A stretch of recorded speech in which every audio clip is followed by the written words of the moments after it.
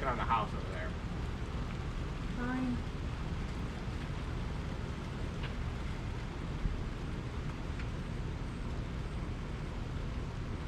Just gotta make it to where it's spotted.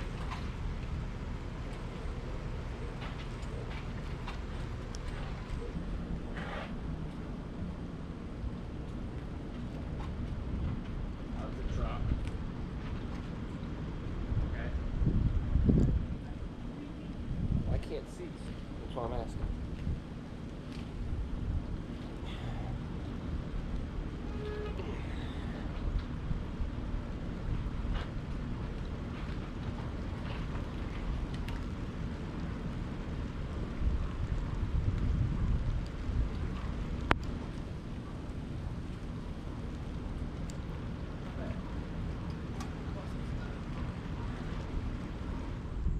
Welcome back, y'all.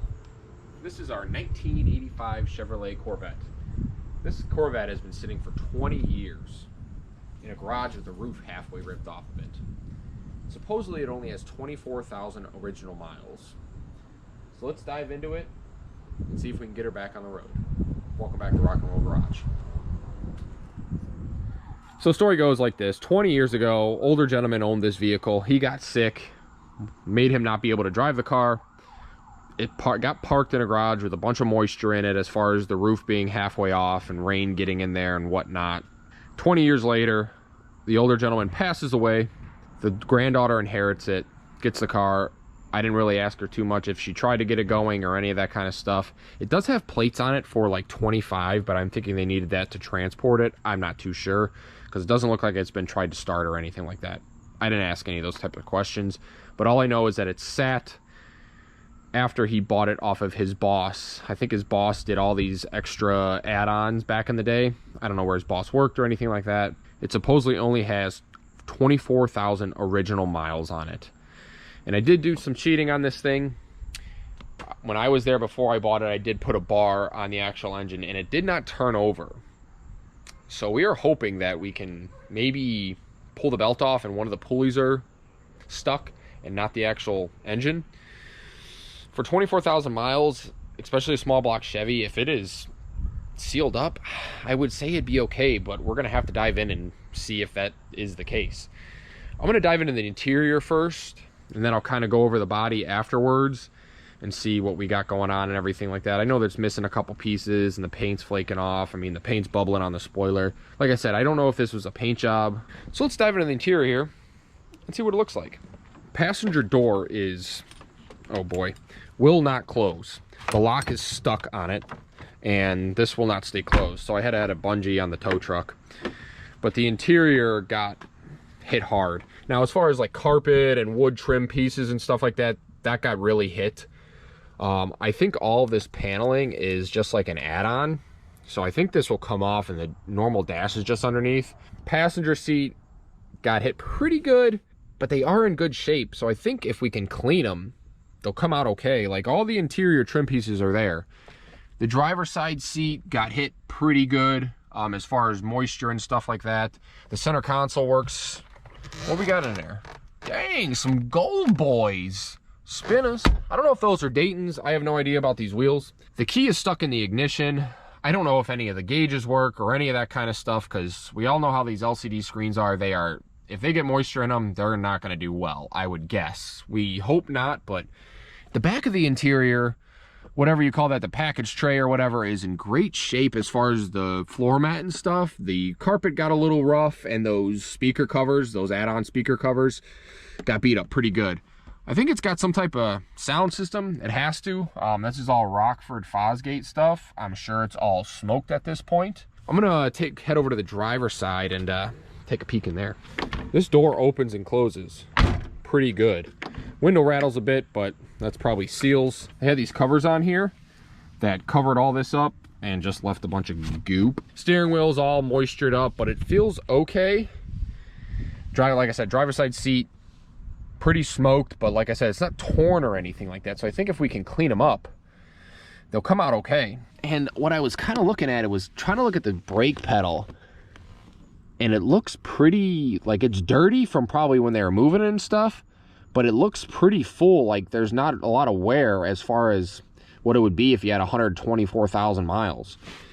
Because there's the gauge cluster, but you obviously don't see the one because they can roll over. But even the title said 24,000 miles. So we'll start looking into stuff and seeing what we could see. It looks like it may have an aftermarket security system or some type of radar system or something like that. Unfortunately, they screwed into the bottom of the dash, which is probably not the worst thing in the world. We'll kind of go over this body. I have this lower trim piece, like the battery cover.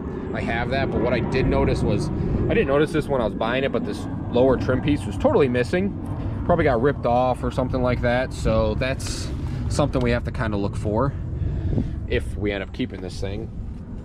I don't know if these spoilers were aftermarket, but it does have the Krager louvers, which looks like to be a pretty good option back in the day. It's got the hood louvers also. We got our freaking tune port injection. This is the first year of TPI. So first year of tune port injection. This is not a Crossfire car.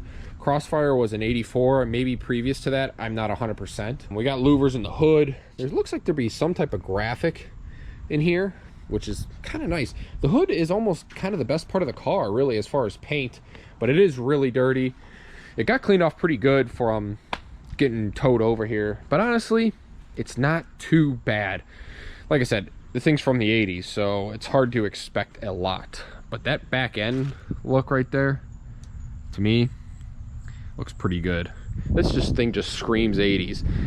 And maybe if somebody in the comments could point out what kind of wheels these are. I wonder if these do spin off. So, man, these were probably some expensive wheels back in the day, from what I can tell at least. Or maybe, who knows?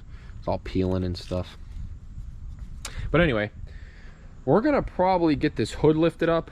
Like I said, I already put a bar on it, checked it, and it was tight. But I'm hoping that one of the pulleys are just stuck, like the alternator or the smog pump or something along those lines. So I'm gonna get this thing lifted up, and we're gonna get under there and start trying to turn. Oh God, these are so heavy. And that thing scares me too. So yeah, a lot of, I would guess, remnants of mice and leaves. But I'm trying to look at everything, and everything looks like it's there. This is some type of I don't know if this is an aftermarket valve. I don't think they put these in factory. That's like to close off and open your heater valve to your heater core, I'm guessing. Yeah, it looks like it. R134A. This was retrofitted at some point. Huh. It's very odd. This is an R134A compressor. No, this is an R12, so it might just have the fittings on it. A lot of people did that back in the day, just put the fittings on it for R134A, which is very odd with that. 6609. That's what that says there, right? 6609? Can't really tell. The only thing that I did like about this was, if you pull this oil cap, you check up inside of there, it's pretty clean. But then again, it is a Corvette, so obviously people probably maintain these things. So I'm gonna try to set you up somewhere, and I think the first thing I'm gonna do is pull the belt off, try to get something on that crank to see if one of the pulleys are actually holding it up. I pray to God that is what it is. We've got our 1/2-inch ratchet here that we're gonna try to stick in here and get this belt off. Wow, that thing's really freaking tight on all these pulleys. Dang. Look how look at, man, that thing's crunchy. That thing is, this belt's gonna just have to be cut. That's exactly what's gonna have to happen. It's gonna need a new belt anyway. It's stuck on the freaking crank pulley. So let's get something to cut that thing, because it's roached. All right, I grabbed some cutters because I don't want to use a razor and then it fling off on me. Well, it looks like the alternator's free. Smog pump is stuck. Seized, if you will. Let's pray to God. Look at that. Do you see that belt? Rusted. Oh, man. Please, baby, turn over. That will save us a lot of headaches. Can't tell if it's a factory belt or not. That's still assuming this thing has 24,000 original miles. I'm just getting this thing up out of the way. Ugh, that thing's just peeling off of there, man. Wow. It is literally jammed in the crank. So I think that belt's off enough to where we can try to see what this baby does. I had to use a stubby socket while I was out there, so that's what I have now. Please. Oh, it turns over. It turns over. It's turning. Yes. It is turning over, people. Our belt's probably holding us up.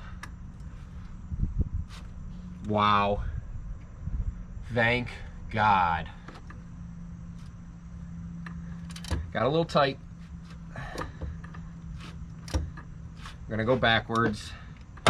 Like I said, I would hope to guess that maybe this belt's holding us up, but there's just so much junk underneath this thing as far as leaves and everything like that. So we're gonna have to try to get this thing off. I mean, the belt is literally jammed up in there. Man, that is huge, you guys, to get some movement out of that thing. I'm gonna try to get this belt off. I'm gonna get some of these leaves out of here and stuff like that. Maybe suck some of them out of there, I don't know, and try to get the belt off. But that is huge, and we're just gonna slowly work this thing back and forth to see if we can get it to fully free up. Man, what a freaking win. I got the belt the rest of the way off, this whole thing. Like, look at this small pump. Oh, jammed. I don't know how this, yeah, the friggin' AC compressor's locked up too. Alternator spins free enough, and so does the power steering, right? Yeah. Water pump feels pretty good. So I think it's kind of still getting tight. I think what I want to do is pull all the plugs, get some juice down in the cylinders. So we're gonna roll up to AutoZone and grab some, I think, PB Blaster, because like I said, they're already spinning, so we don't need anything too crazy, but I like to get some stuff down in there to help those cylinder walls come back to life, maybe. And if there's anything down in there, and we could check out the plugs and see what the heck they look like. Get in the frickin' zone, baby, for some PB Blaster. What do we get, the nozzle or the big shot? No straw? What the heck is that? Guess we're getting two of these then, with the straw on it. Little self-checkout action. Don't mind if I do. Frick yeah. Frick yeah, brother. Let's get there. Well, this side looks the hardest, so I think we start with it, right? Yes, I do have gloves on because I don't want my fingers to be in a bunch of poop. Sorry, I'm just not that kind of man, okay? I'm not that kind of man. AC Delco plugs, which probably isn't too uncommon. Here is our number 2 spark plug. Not bad. No rustiness. Actually looks like it's burning okay. Doesn't, smells, honestly, it smells a little fuely, but who knows for sitting in there how long. But no rust buildup on there, so I'm gonna go down each side, get all 8 of these out, and like I said, started with the hard side. We'll get these all out and then we'll do a health check on them. You know, guys, as I was pulling these plugs, I was kind of thinking maybe we should check the engine oil, see if there's any water in it, huh? Not bad either. It's got some viscosity to it. Oh, right on the nose. No, I am not tasting it. Hello? One-way dipstick. So, oil looks pretty good, and it's at the mark, so that's great. Well, y'all, pulled that back cylinder out. This is number 8, I think. 2468. She was hard coming out of there. She didn't want to come. So yeah, she was kind of built up. I don't know if maybe that's some of the stuff that, yeah, it looks like it's down in the plug. So I'm guessing that that valve might have been open back there. Got a bunch of moisture in there.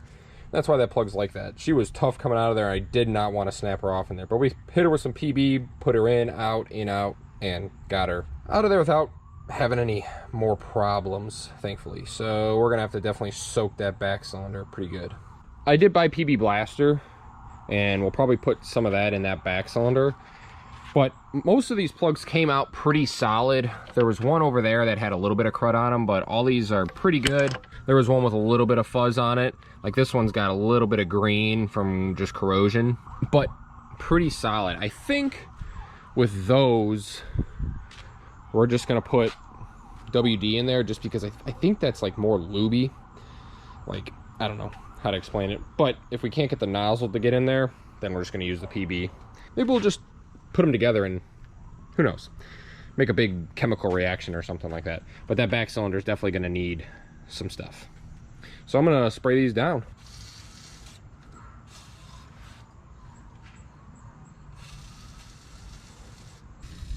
Just launching her in that cylinder. I sprayed all these cylinders down with a mixture of PB and WD-40. I really ended up PB in that back cylinder, like I just filled it. And now I got all the plugs out, so we're gonna try to turn her over. I turned her over a little bit. She started to feel like she got a little bit tight, but I think the fluid's coming out of that back cylinder where it was all kind of rusted up. So we're just gonna take her slow. Maybe we can get past that tight spot. Yeah, she gets real tight. She freed up there. There we go. We're past the tight spot. I didn't go too hard either, just a little nudge, and she went.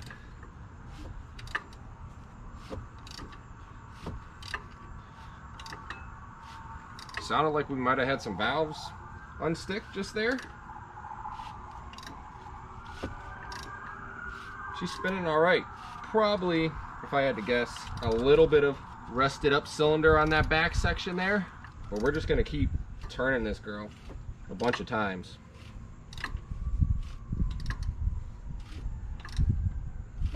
So I did a bunch of revolutions with this thing. I think what I'm gonna do is hook the battery up. Like I said, the key is stuck in the ignition, and I'm gonna see if it cranks over, see what it does. It may not, you know, the wiring, honestly, don't look like we have everything hooked up we need to. Maybe that's a good thing.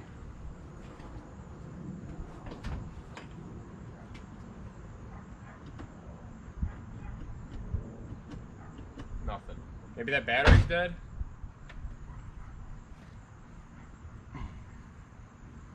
No smoke. Oh!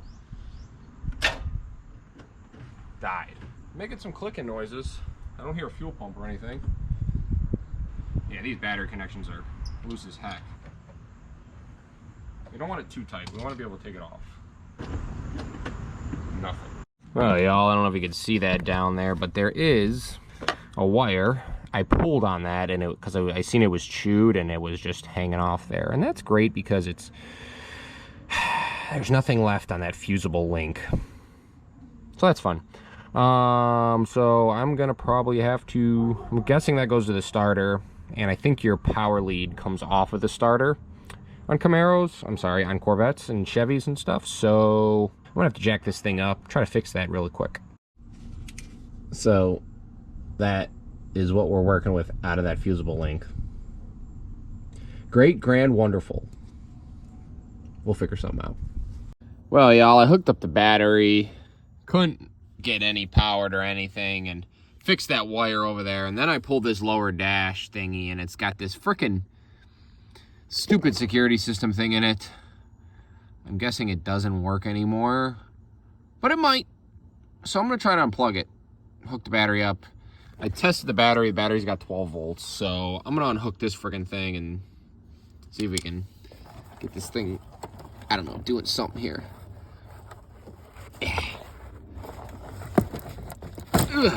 Oops. All right, I'm gonna need 2 hands for this. Jesus.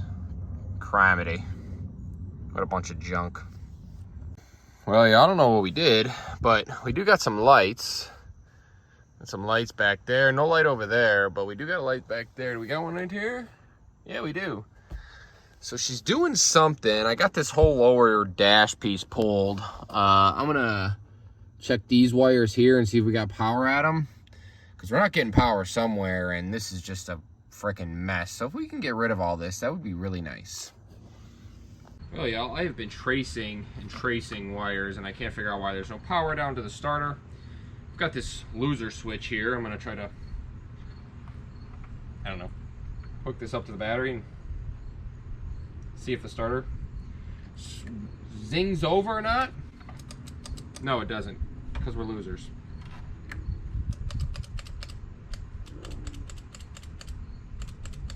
I am seriously annoyed. I can't figure out what's going on with this thing. I don't know. I'm not having fun. It's never fun. Loser switch works. So is our starter dead? It's got to be something like that. Because our loser switch works. We got power. Unless I don't have a good clampage on that wire. That could be it too. Maybe I'll just go down there and beat the heck out of it.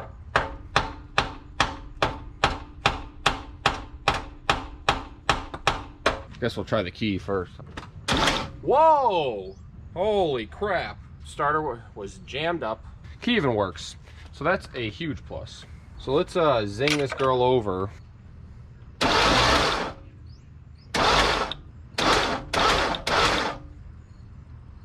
don't know if it's spinning over. I can't tell. I'm gonna get you guys getting there on the crank and we're gonna see if this thing's turning over. Ready? Let it ring. So y'all, it's dark out, but I'm gonna pull this intake off, or at least part of it. Probably glued on there. We're gonna unplug our mass air sensor if we can. Oh, that thing's hot. That's not good. Probably shorted. It's a little Bosch boy though. I just want to make sure there ain't nothing jammed up in here, you know. Hello? Nothing in there. I don't know about that, but at least that's open and clear now. Well, unfortunately, it's getting dark out there, so I just want to make sure there's no junk in that air intake, which there isn't. Honestly, I'd like to put my finger over that really cruddy cylinder, see what our if we got any type of compression coming out of there or not. But like I said, it's zinging over, so maybe I'll zing it over a bunch and then try that and see what it does. But I haven't put my finger on it yet. But I like to put the loser switch on and be able to do that just to see if there's any type of compression. All right, y'all. You probably can't see too well, but it's dark, so what are you gonna do? I am gonna put my finger over the number 8 spark plug hole and see if we got some compression. You ready? Oh yeah, she's blowing. Let's go to number 6. Yep. Let's go to number 4. Yep. And number 2 if we can, somehow. Oh yeah. We're gonna go to the other side and see if that goes too. I can't see anything over here, but I'm gonna do it by feel. Number 1. Oh yeah, blew my finger right off there. Where's number 3? Right? Yeah. Oh yeah. Number 5's got it. And then this should be number 7. Oh yeah. Oh yeah. Just blow my finger wide off.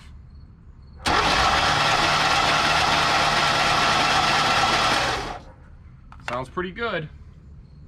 At least for the plugs being out of it. Well, as every day has to come to an end, this one almost has. I'm gonna do the painstaking of putting those plugs back in, just so this thing's not sitting open overnight. But that's a huge win, guys. Ended up just being the actual starter was stuck. So I got some stuff working on the inside. We do have some lights working in here. Yeah, I mean, a lot of lights. We're still missing the gauges and all that kind of stuff, but the ignition works with the key, like the starter. So that's good. See, this thing gets stuck over here. The door switch gets stuck on the side. We're gonna unhook the battery anyway. I'm gonna zing her over some more. But that's a big win for today. We got a lot done, a lot accomplished. We gotta tie some stuff up, but we're not gonna do that tonight.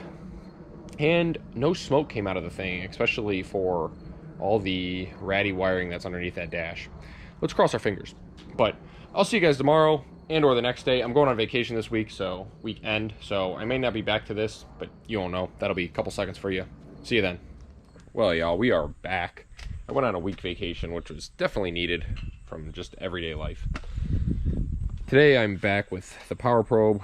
We're gonna start poking stuff and seeing what we got, where we got power. Really, honestly, first place I like to start is the fuel pump. See if we got power back there. I did end up buying a whole brand new fuel pump assembly, like the actual pump and then the sending unit. So we'll see how that looks when we pull it out of there. I did end up getting all of these bolts loose in here. I wanted to do that before I leave, so at least if I had one that was stuck, I could juice it down while I was gone. So we'll be able to pull this thing out, but first thing I'm really going to check is at this connector to see if we have power going to the actual fuel pump with the key on. So the power probe is huge as far as power and sending power and checking power. I never really have good luck with test lights, so let's get it hooked up. All right, let's get our connector out of here. And which side? Okay, so that goes to the fuel pump, so this comes from the car. We're just gonna check this with the key off right now. See what we got going on. I think on most GMs, your pink or pink and black is your power to there. So we got grounds at them, which is good. So we're gonna go kick the key on and see what happens. We might have to stick this in there. There's 10 volts. I don't know if that voltage might drop off after the fuel pump maybe possibly primes, but I would like to keep that in there and flip the key and see what happens. Yeah, it didn't beep or anything, so that means it doesn't have the proper voltage going to it. I honestly am starting to believe that we don't have a good ground with this car. I'm just kind of suspecting that. Yeah, I'm gonna try to hit the, well, I think we have to ground this thing out too though, but I would like to try to shoot power into that to see if the pump maybe kicks on. The power probe has a little alligator bite on it that has ground to it, so maybe we could hold it to there. And I could also be wrong about which color wire is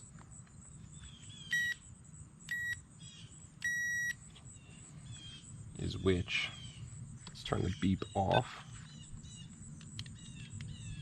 You don't hear nothing. Like I said, I suspect our fuel pump is dead. I could be wrong on the power to the fuel pump. For some reason, I feel like tan and white is the power to there. From what I can remember, I could be wrong. And the other thing is, too, when we hold that ground there, if I can keep it in there, this has ground on it. It doesn't do nothing. Like I said, I think our fuel pump is dead, but we have to see if this thing is good or not.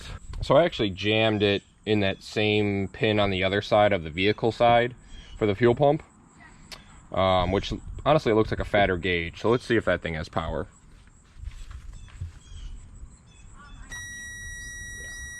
Yep. So yeah, obviously it gets power for that couple seconds because it's priming the fuel pump. So I was incorrect in the beginning. That middle wire on this factory harness, or the harness to the car, is probably for your sending unit. And now that I'm remembering, most times I've dealt with like the sending unit on GM cars, it's tan and white for the power. And like I said, you can obviously see on the vehicle side that gauge is a little bit fatter. So yeah, we got a dead fuel pump, which I'm not surprised for sitting how long it did. So I'm gonna get these bolts out and try to wiggle this thing out of here. I already got the hoses loose and stuff, I'm pretty sure. All right, y'all, I'm getting the last bolt out of here. I'm gonna get a vacuum and suck all that extra junk we just broke up in, so it doesn't fall down in the tank. Who knows how good it is in there anyway.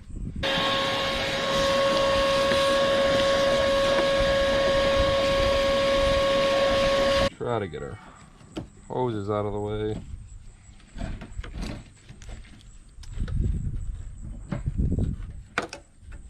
This is a first for me here with a Corvette. Messed with one of these C4s before. Oops. Oh boy. Oh. God, y'all. It's not good. It is not good. Not good whatsoever. I guess we could, oh boy.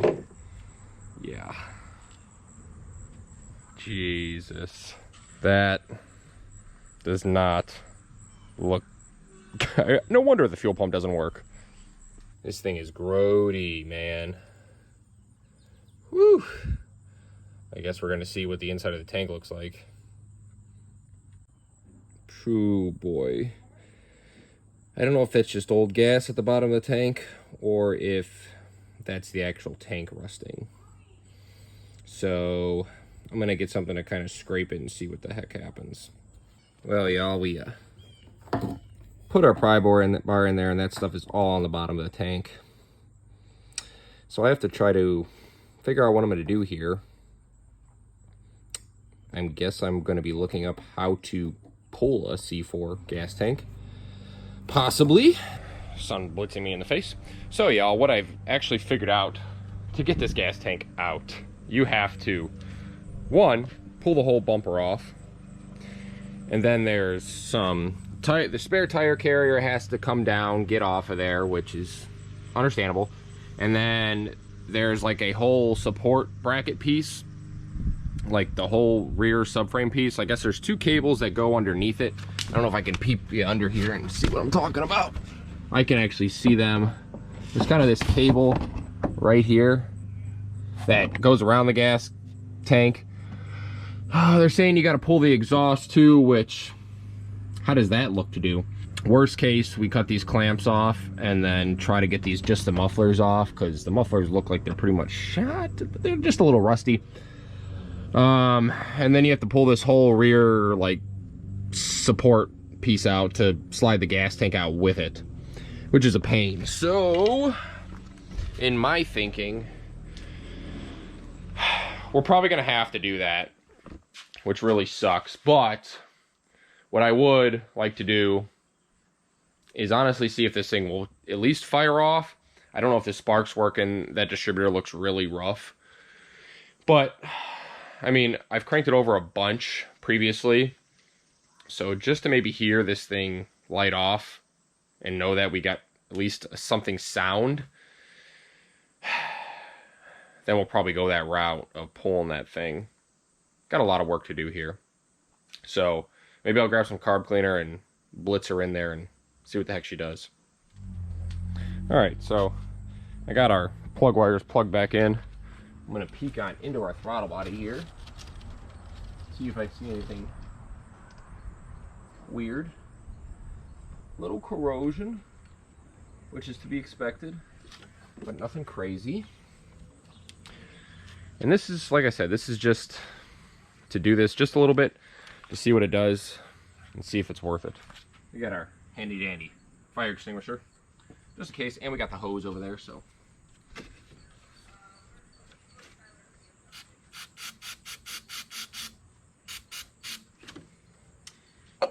probably too much. All right, let's see what happens.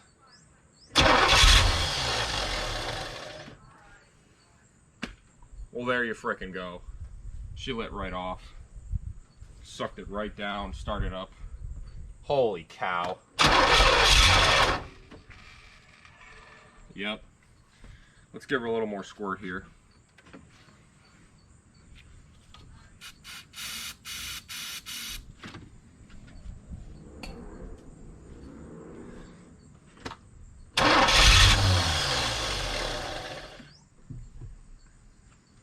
Sounds good to me.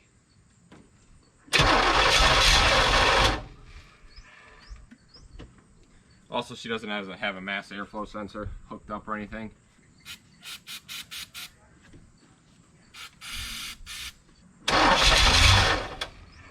Yeah, she'll run. So that's good.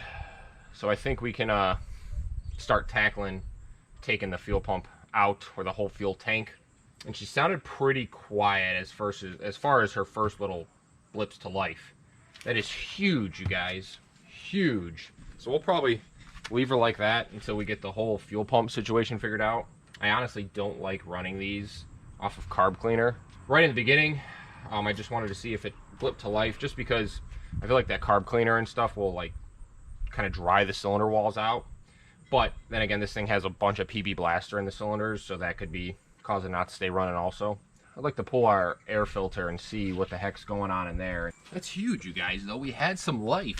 So the distributor and stuff's working. That's great. I'm gonna guess you undo these bolts, and the air filter's right here. There's these like finger screw things in here. That one seems seized, so that's nice. Be right back. Alright, air filter's a little rusty. Nothing crazy in it. Still like to clean it out. I just wanted to make sure there was nothing up in these. I did check down in this guy to make sure.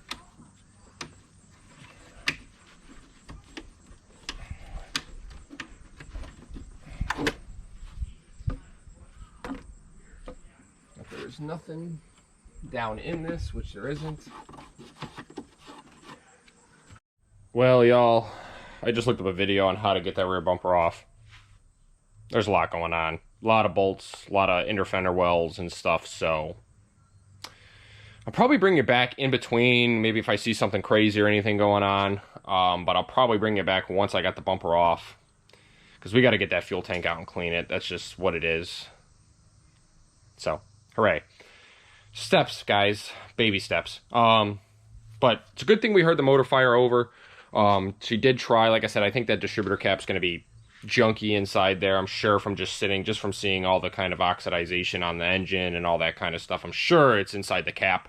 There's no way it could run fully, but at least we heard a little bit of life and nothing too crazy. I don't like doing that a bunch because I think these 85s are still a flat tappet cam, so I don't want to like get a bunch of RPM into them until I get it like cranked over a bunch. Gotta address this fuel pump thing in the first place anyway, so let's get after it.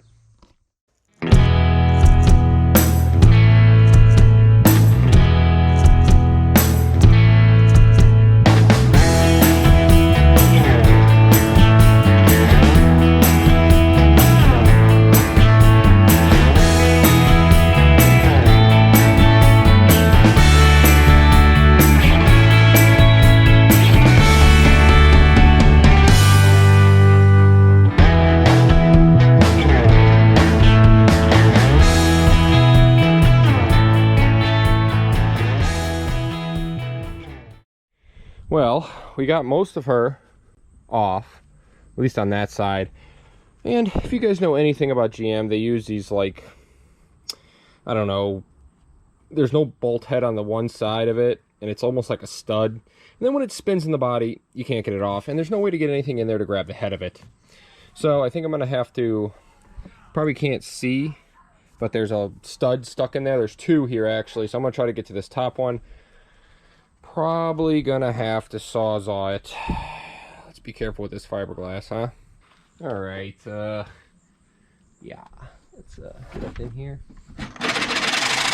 All we gotta do is cut through the stud.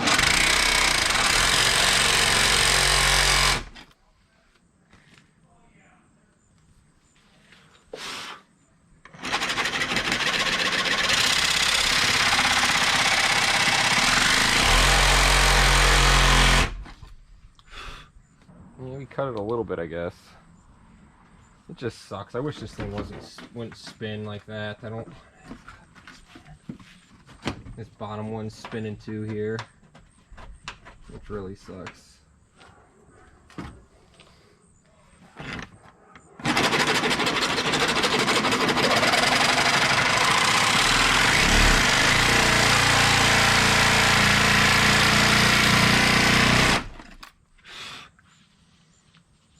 Only nicking a little bit. Good thing is the bumper won't rust. Yeah. So I have this blade that looks to be in much better shape.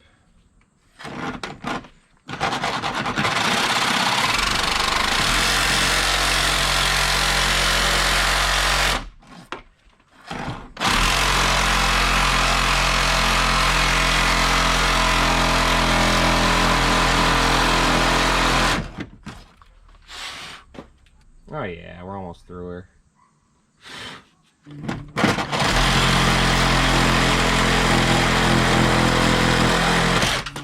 There we go. Now the real problem is we have this one right here, I think, right? No, it's this one. I don't want to mess this up more than it is. Just trying to give myself an opening here. Get that blade in there.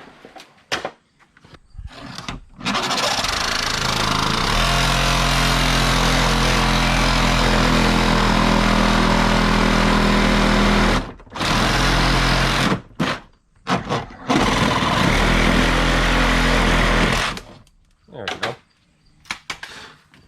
All right, I'm going to check the bottom, and I think she should come off of there. No way did I think that I'd be pulling this bumper on this thing. Never thought that.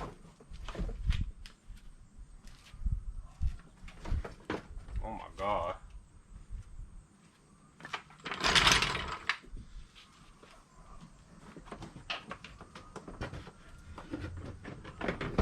We forgot a connector here. What did we forget? License plate light? Got anything else? Or are we good? Oh boy. Oh boy, oh boy. Go take this thing up over here, huh? Oh boy. Well, did that escalate? No way, like I said, did I think I was going to be taking this rear bumper off this car and pulling this gas tank. But hey, it is what it is. Realistically, though, so what I've seen is there's a couple straps that go on here that hold it in place, but ultimately it's bolted into this guy. So this whole rear frame piece has to come off.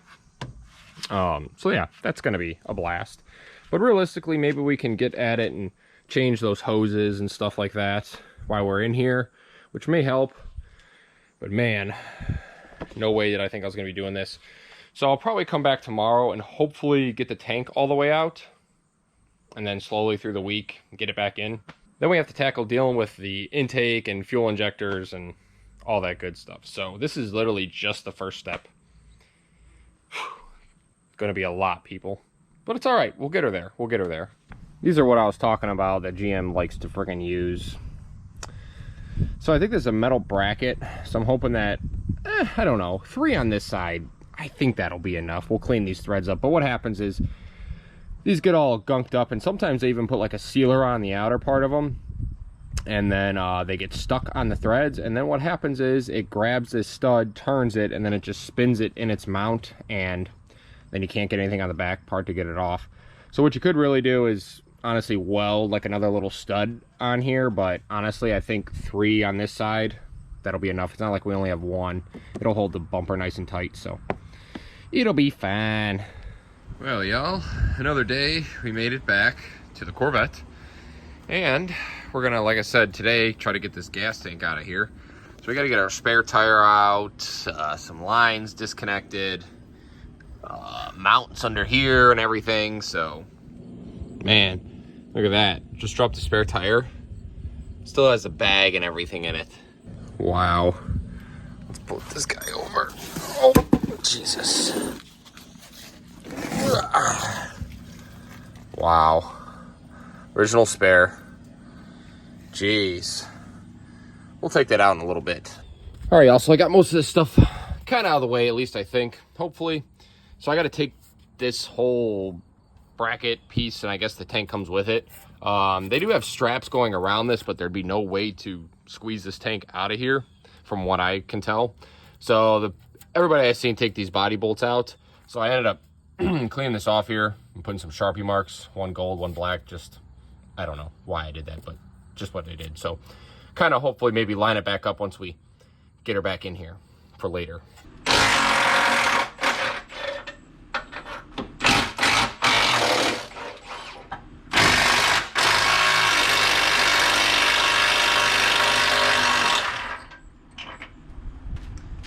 I think I have everything. I guess we're gonna find out, huh?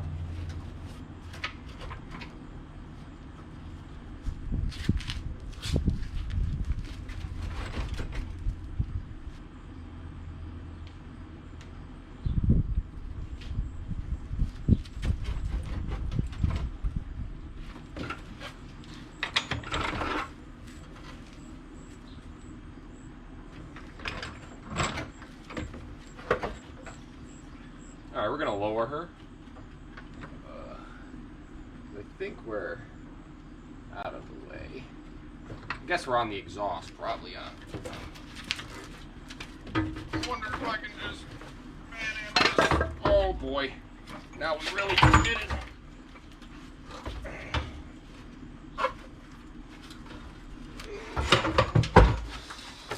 That's okay. That's okay. Man, that's heavier than I thought. Oh, my freaking knees. Biscuits. All right, we got her moved over here, and look what's on the inside of the gas tank. Looks to be maybe the build sheet. I don't know if that's where they put them. Kind of afraid to pull it off of there. I don't know if I can maybe wipe this thing off and see what the heck's on it. Yeah, I don't know what the heck we're gonna do with this thing. We'll see if she survives. I really don't care. Well, that was interesting. Very, very interesting. Jesus Christ. Got this guy out. We're gonna try to clean it up the best we can and properly dispose of this junk in here. Anyway, and hopefully clean her up. We'll see if we can get the gas out of there, and I'll bring you back and see how good we can get the inside looking. I don't know.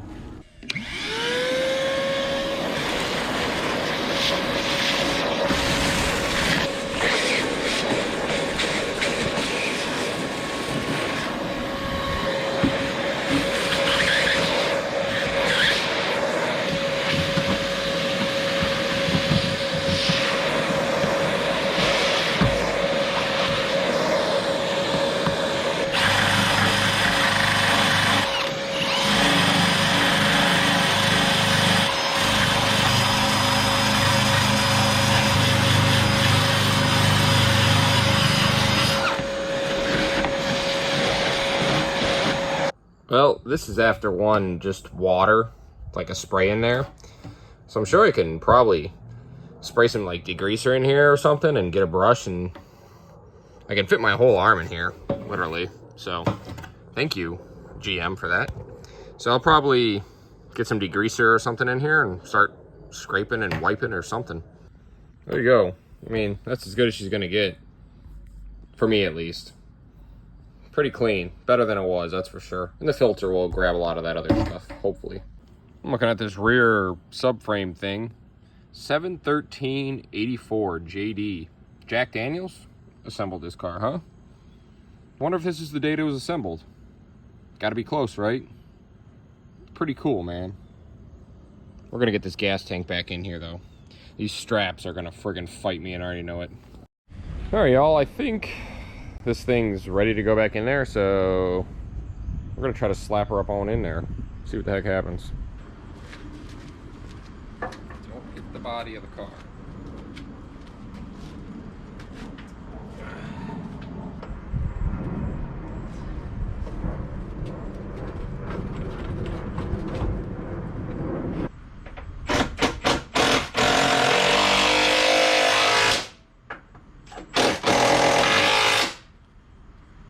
All right, y'all. Our lines are close enough for who they are, or who they're for. And yeah, I'll take that. It's back in. I don't see this pinching anything or anything like that, so that's a win for today. Well, here is another reason why I truly believe this thing has 24,000 original miles.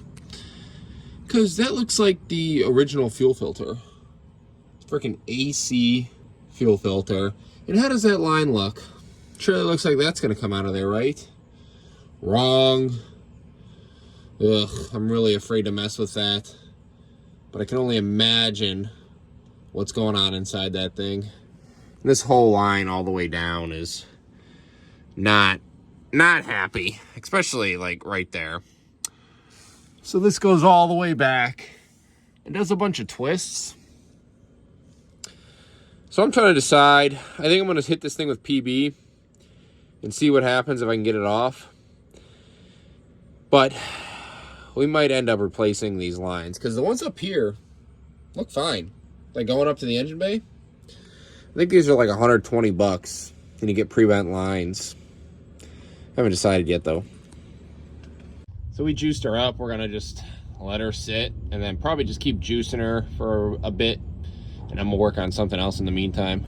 So I bought this whole like sending unit thing off friggin' Amazon. Looks to be somewhat the same, right? Maybe. Definitely better than that. I think someone was saying on there something about the frickin' connector on the outside being wrong for the car. Like if we gotta cut that and solder it, I don't care. Not a big deal to me. So I'm gonna get the fuel pump mounted in this thing and stuff and kind of go off of that one and probably get her slapped in the tank and take a peek at the tank, make sure it's still okay while we wait for that to happen over there. The more I thought about it, I should have hit this top portion with some black paint while this is out, so we're gonna do that. Rust reformer instantly converts rust. Converting.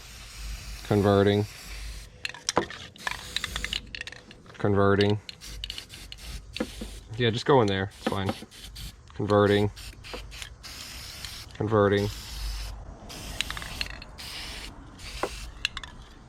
Converted.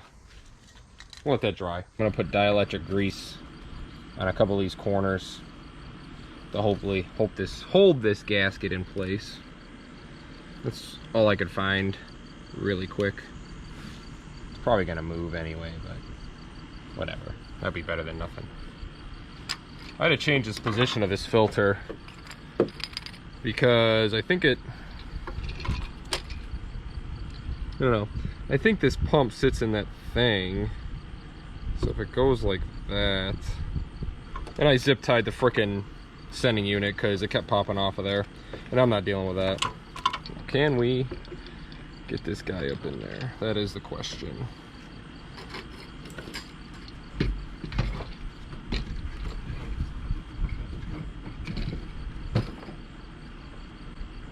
It's good enough for me. Looks like it's gonna sit in there. At least I think. I don't know. Now we just gotta line up our gasket maybe. It's getting tugged by something here.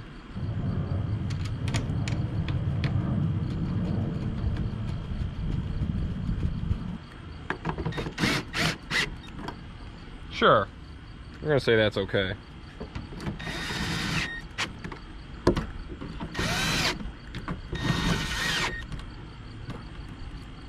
So here's our connector. I don't know if it's gonna work. Like they said on the review, doesn't surely seem like it. Let me see if I can get this thing plugged in. Nope, it doesn't work. So you can see those little lines on that connector. If you look inside there, you can see those little lines on that. So thankfully, off the old fuel pump, I cut this connector off and kept it. So we'll just have to solder that thing in there. All right, we got this all friggin' soldered up, and now we can plug her in. Maybe. Hopefully. Ugh. There we go. We'll tape that up and just, yeah, you know, make it pretty, but fixed. All right, I got our friggin' battery hooked up. I'm gonna see if we can hear a fuel pump.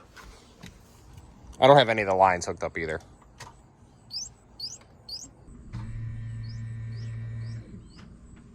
All right, y'all, so that thing's running, which is good. So I guess I'm gonna go and maybe try to get under there and get that fuel filter off. I already know how that's gonna go. Jeez. I just realized, being under the hood, I never checked this thing if it had coolant in it. Nice and green, so that's a good thing. All right, so hopefully I got you in a decent spot to just see my sadness come to life here with this fuel filter, because I'm telling you, we'll see. We will see, guys.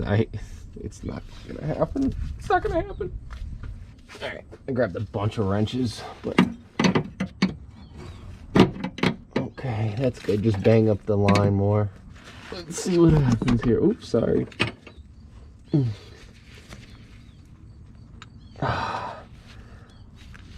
Oh yeah, no. The line just literally just broke. Look at it.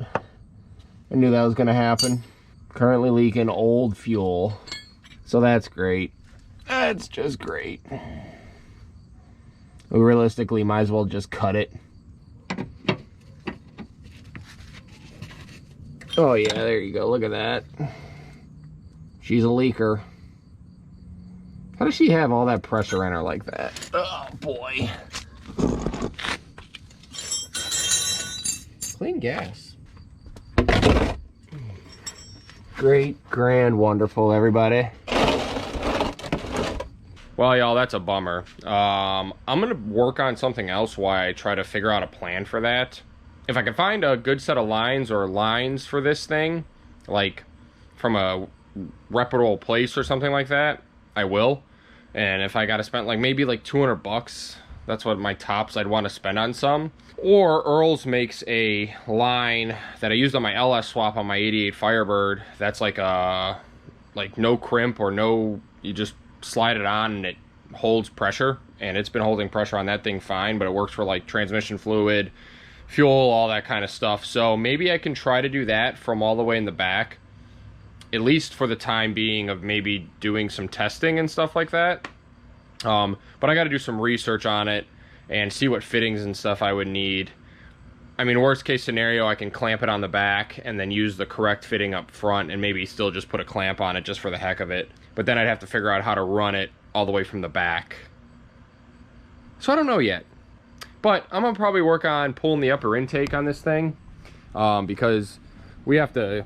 I already know I'm going to have to replace these injectors.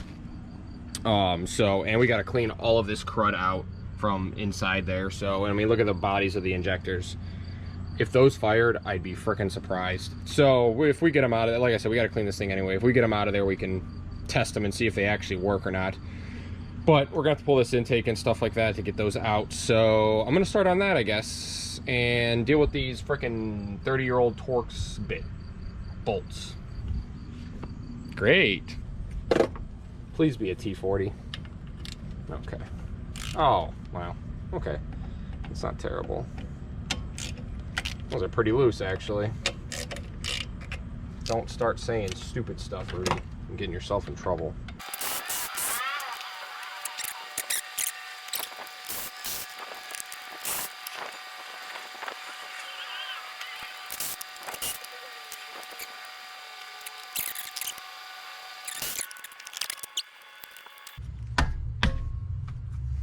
Let's make sure we got all our bolts out.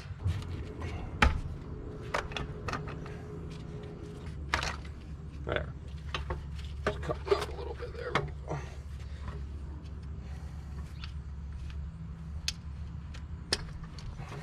go. Man, they made a frickin' nest in there. Holy cow. Hose off, and I bet you it's gonna leak coolant. Look at that friggin' mess. I'm gonna have to vacuum all that out. Ooh.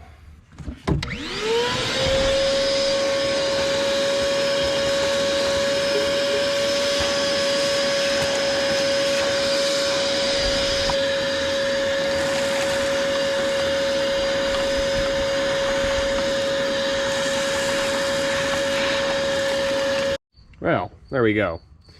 Upper intake is off. Fuel injectors are out.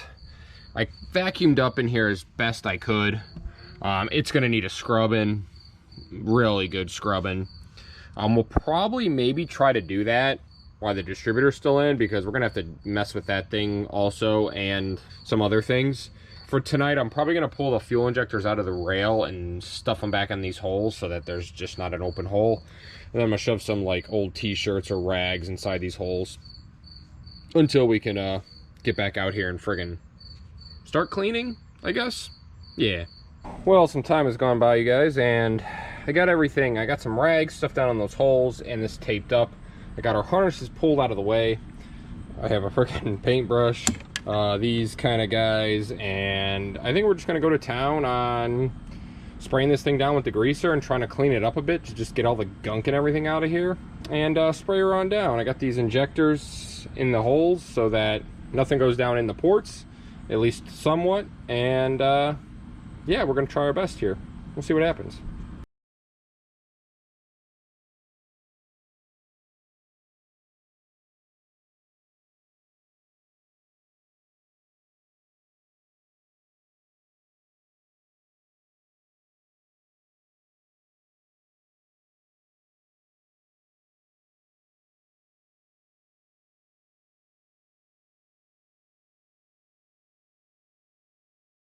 this is what we came up with here. Pretty decent for how it was. I couldn't get everything out of there.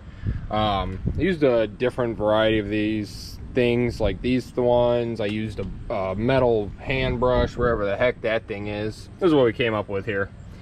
Pretty clean for, definitely clean for how it was. Some of these bigger stuff I couldn't get off. I just tried and tried. I ended up using like a bunch of different things. This little guy that I showed you in the beginning, I had this like manual hand wire brush and then this drill wire brush.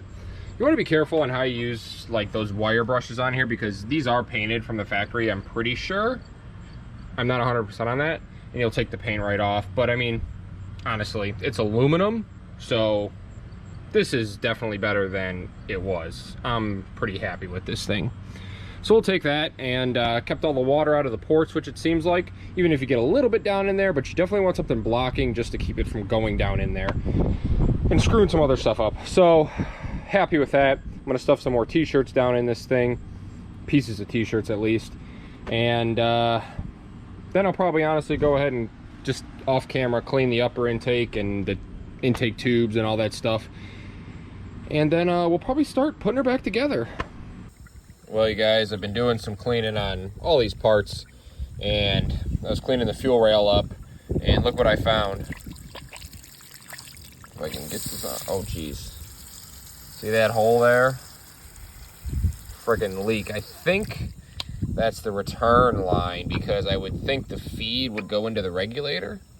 I could be wrong there though, but we're freaking leaking here right at that base. I'm guessing that's steel, so I think I could probably grind this off or grind this up and hit a little spot weld on there and see what it does, I guess, right? If not, I have a whole nother set of fuel rails down the basement off of TPI that we could probably use. And I also don't know if these are okay being loose like this, or if I should take those apart, and I'm guessing there's O-rings in those. Well, y'all, I pulled these fuel rails apart because we're probably, we could pop a little spot weld on that thing, I think. And I'd like to get a diaphragm for this guy. I'm sure that it's, we'll pull that cover off and see what it looks like, but I don't know if you can see inside these tubes or not. Maybe a little bit. Yeah, they're kind of plugged. From the naked eye, there's some junk in them. This one for sure. Definitely some junk in that. So it's a good thing we pulled those. There's some O-rings in here that make me nervous. You know, you get all this back apart and then one of these O-rings start leaking in between these pieces here. You got a big problem. So my buddy had a Corvette 85 just like this. And like, see, like, is that rusted through there? I don't know. But he had an 85, and I think this leak started leaking on it because it was so old, and it literally caught the top of the intake on fire in the hood and everything, and he bought the car super cheap. That's how he bought it, but that's why, because the diaphragm went bad and leaked. So, or one of these lines leaked or something. So things you got to go over here. See, guys, this is why you check your fuel injection stuff. You think that was going to regulate anything ever? Look at that. That's just cruddy crud. And I think there's supposed to be a spring in there or something. So yeah, that wasn't gonna ever clear out of there. I mean, this stuff is thick. Phew, that surely would have caused some problems. Not good. So this is my intake off my TPI 305 that used to be in my IROC. So this has a BBK adjustable fuel regulator. That was on the car when I got it. So we're gonna pull that off of there and put it on there, because where's it at? This body is just destroyed. So we'll maybe pull this one apart or just peek inside of it, see how it looks. I'm gonna guess it's okay because it didn't sit outside in the elements for years. So yeah, let's get it off and see. So there you go, guys. I don't know if you can see that in there, but nice and clean. Nothing crazy going on in there because I drained all the gas out of it. So it's just been sitting down in the basement chilling. So that's a win for having this. I knew I hold on to stuff like this. I mean, why would I throw something like this away? Maybe one day I use it, and here I am using it. All right, y'all, so we got all of our new injectors here. Our fuel rail, I'm guessing all O-ringed. I had a bunch of sizes and I think they're gonna work, but what I'm gonna do first is pop this guy on there and hook the fuel lines up, run the pump, and see if this thing leaks at all, because I don't want to put everything back together, like the upper intake and everything, and have this thing leak. If it does leak, I could be a little undersized on some of the O-rings, but if it doesn't, great. But if it does, I do have the actual set of O-rings coming for this thing. So, whatever, we'll wait for that if that ends up happening. So let's get this popped on there. Okay, so we got all the rails in, injectors in, I think at least. I got my return and the feed line in. I'm going to show you guys my setup here. We've got a fuel line running back to the feed line of the tank. And I have it coming, this like rubber hose. This is that Earl's Super Stock hose. I do have clamps on it though. You don't need clamps, but I put clamps on it because this one down here into the filter, like I have it, doesn't have a barb in it. I went and bought this fitting just to put in there. That one's still good on the back side, so. Oh, my light died under here. I'm gonna take the gas and fill her up. So I do not have any of the injectors plugged in, obviously. None of them should fire, and we got our 9th injector connector plugged in, or threaded in there, the actual line. All these tighten, so I guess let's just hit the freaking key and see what it does.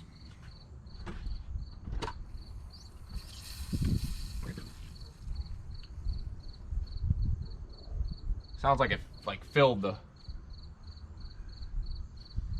Oh, we got a little leak. Where are we leaking from? Did it come out of the injector? Maybe the injector wasn't closed or something. See, it's coming down this injector here. That's why you do things, people. And it looks like it's leaking on that other side too. Yeah, it's pissing out of both of those. The passenger rear and the passenger, or driver rear and the passenger front. Something happened here. Oh yeah, all that. Well, we wanted to flush the line anyway, huh? Oh yeah, look at that. We crimped, we jammed the frickin' gasket. That's what's wrong. It's probably the same thing with the other one. It's all frickin' mushed. Yeah, I don't know if you could see that, but we mushed the gasket. That's what we get. So we're gonna try to get this guy in there correctly. Luckily, I have extra injector O-rings. That's unfortunate. I don't know how the heck I did that, but I guess I did, right?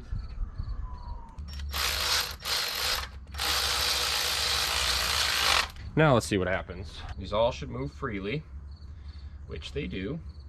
That one's a little tight, but not bad. Let's see.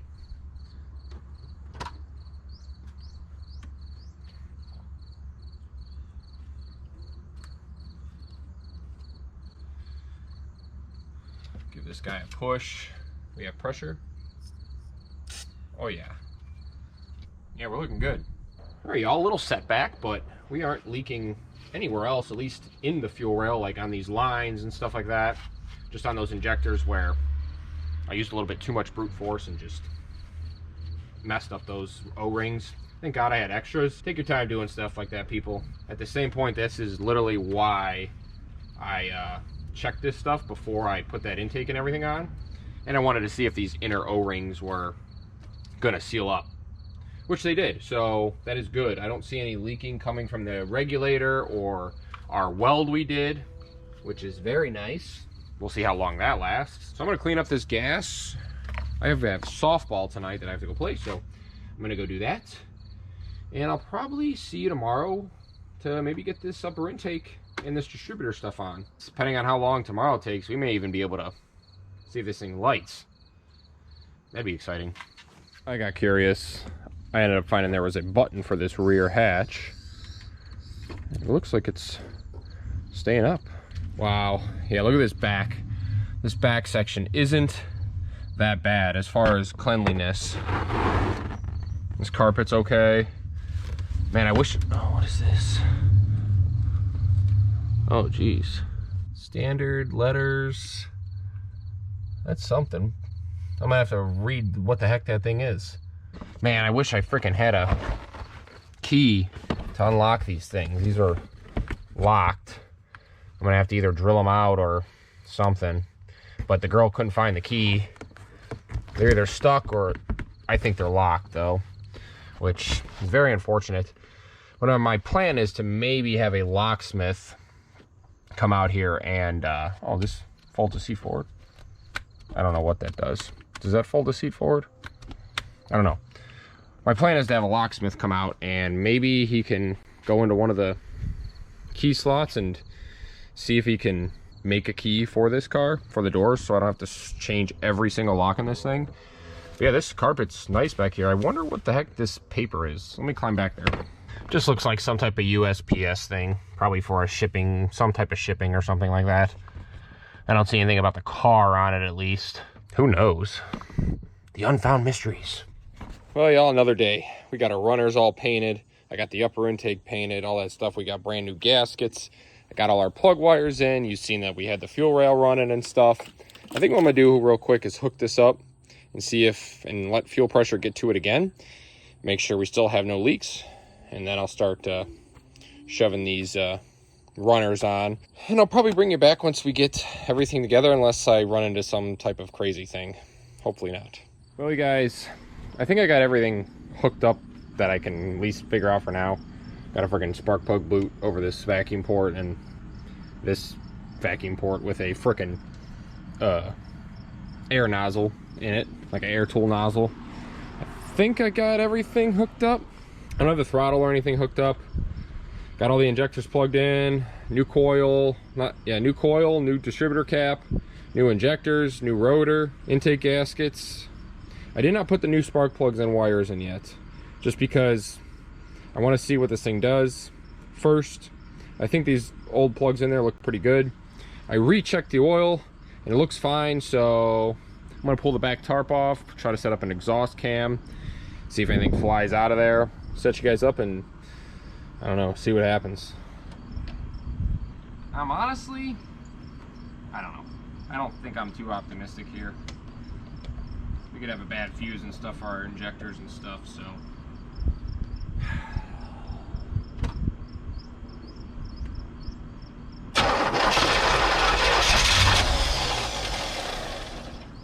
That's hopeful.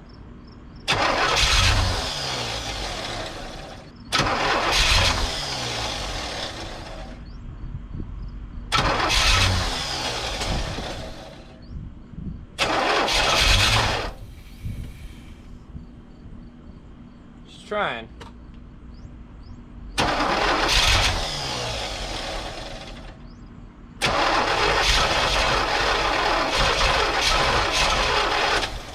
Only trying on a few cylinders. Maybe I should hook the throttle up. Go ahead.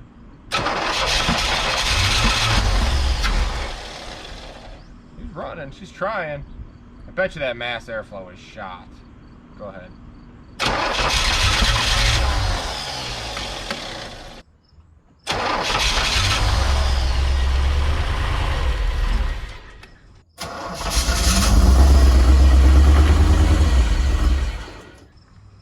That's the longest we got out of it so far. Sounds pretty quiet. Go ahead.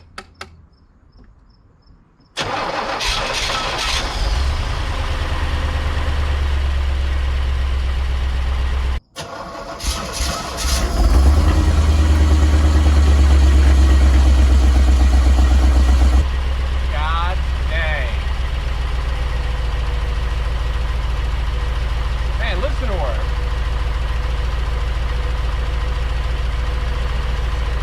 Huh? You smoke it? Oh, because it's a neutral. You scared me. Look at that, man. She's alive. She definitely needs the throttle opened a little bit.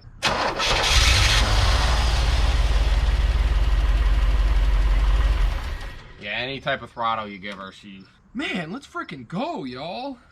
She sounds quiet. Let's let her run here for a minute. Go ahead, start that again, babe. Batteries or loose connection. Hold on. Maybe a loose connection, but the battery could be dead. We are running an alternator. Go ahead. Battery's dead.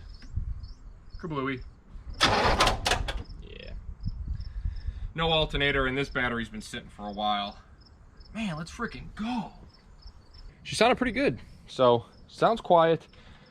She either locked up or battery's dead. I'm gonna guess the battery's dead, so I'm gonna get the battery out of my white Camaro and pop it in here because I know it's good. That thing's been cranked on and a bunch of junk done to it. I'm pretty sure it's dead. So I'll grab that out of there and see what happens. Like I said, or she locked up. All right, I'm gonna try to plug the mass airflow sensor back in. Maybe see if it does something, but I don't think it's gonna. Maybe we'll give her a couple whacks. Ugh, I got the throttle hooked up now, so let's see if we can feather it.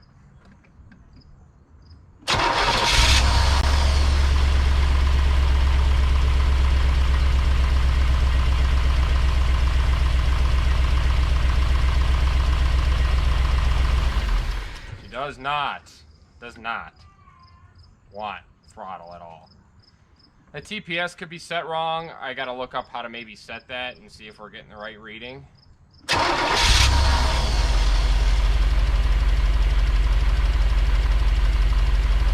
Really doesn't seem like we're running on all cylinders either.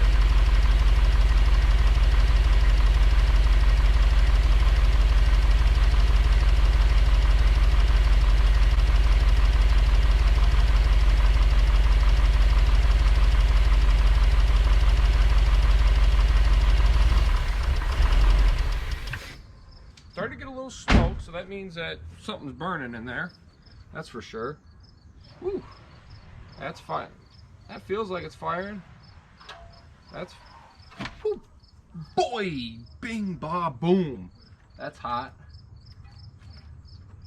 Ooh, yeah, they hot. They hot. Dang, brother. Huh. This side feels lukewarm. Yeah, definitely doesn't feel like we're firing on this side. Could be the plugs too.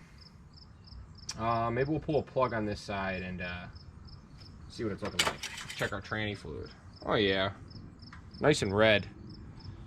This thing is in neutral and the wheels are off the ground, so the back wheels are actually spinning. I don't know if you could seen that in the exhaust video. Oh, you know, I should check that.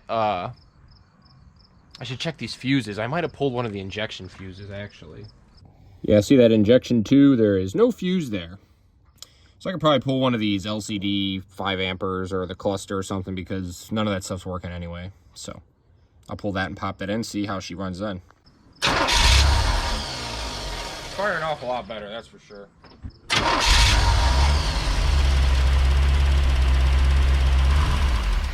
Yeah, see, any little bit of throttle, she wants to die.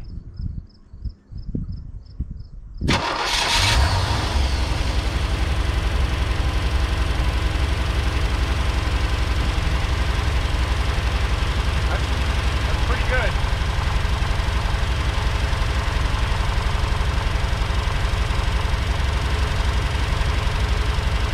Yeah, both sides smoking.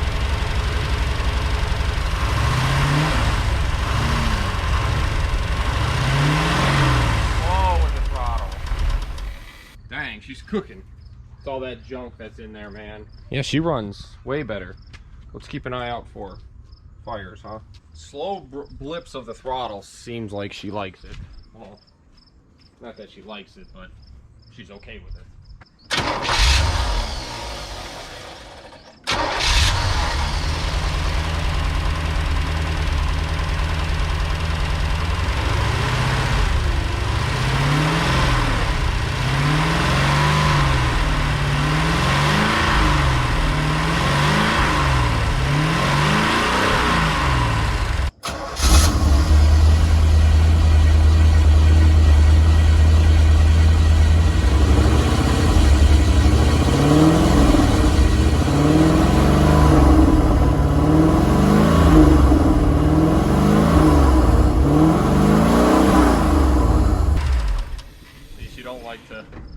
That TPS could be set wrong.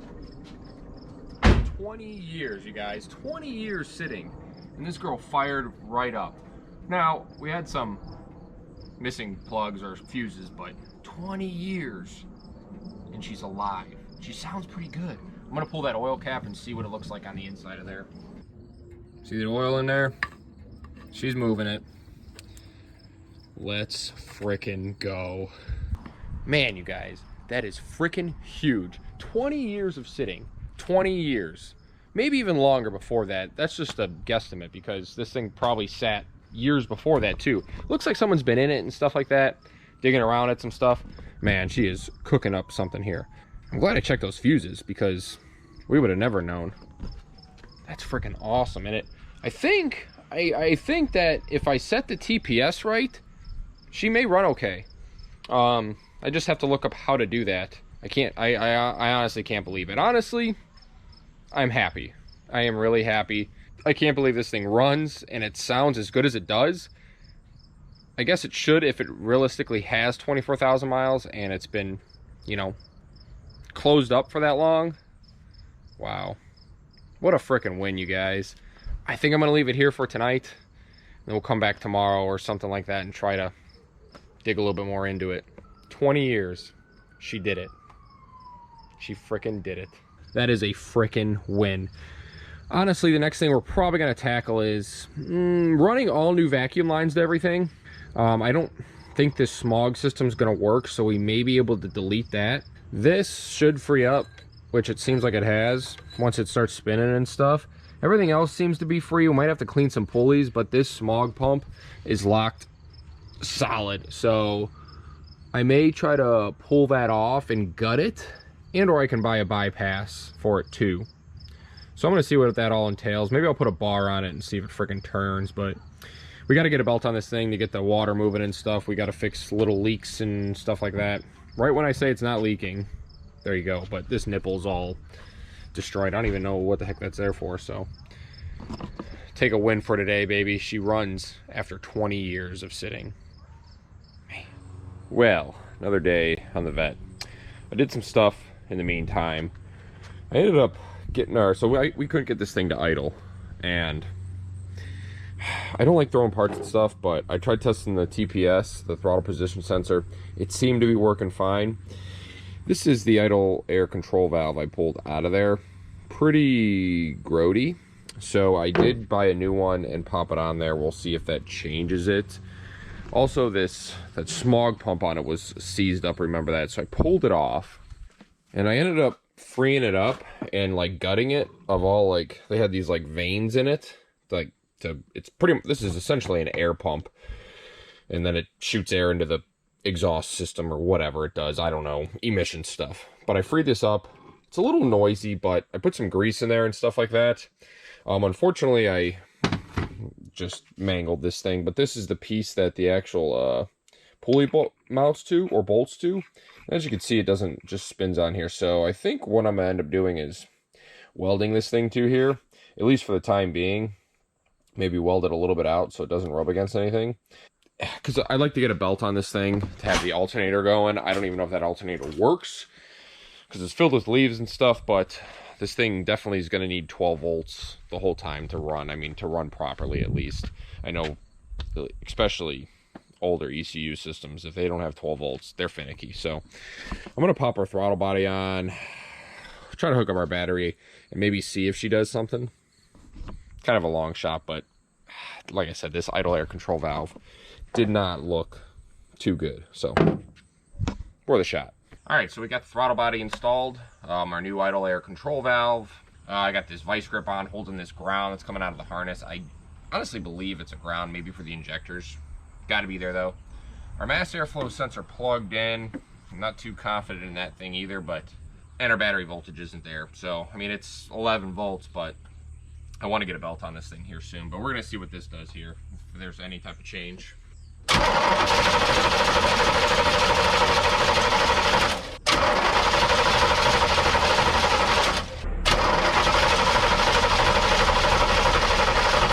Unplug the mass airflow, or it's out of gas, one of the two. Let's see if we got fuel pressure. A little bit, not a whole lot though. Maybe we're running out of gas, huh? We might be out of gas because I didn't put that much in there. All right, we got some gas. I don't know. He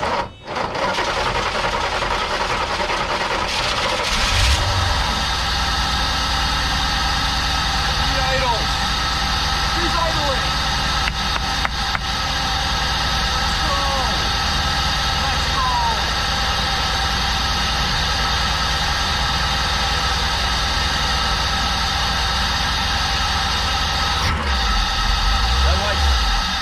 It's huge. So she was out of gas. Idling is huge. That's huge for this thing. Because there's a lot of stuff that could be going on. Didn't want to really get on it. Like, it didn't want to, you know, throttle up really. If you kind of slowly go into it, it will. But, one, we have old plugs. Two, we have no charging system. So, and this battery's already low. I think let's see where we're at here. 11.2. You would think that, I mean, you could hear it's barely trying to kick over. So, oh, I'm so happy that idle air control valve did that. Thank God. So, I'm going to try to work on getting a belt on this thing. These pulleys are all rusty. I'll bring you in here and show you what I'm talking about. So yeah, if you check it out, you can see that belt there, or the pulley.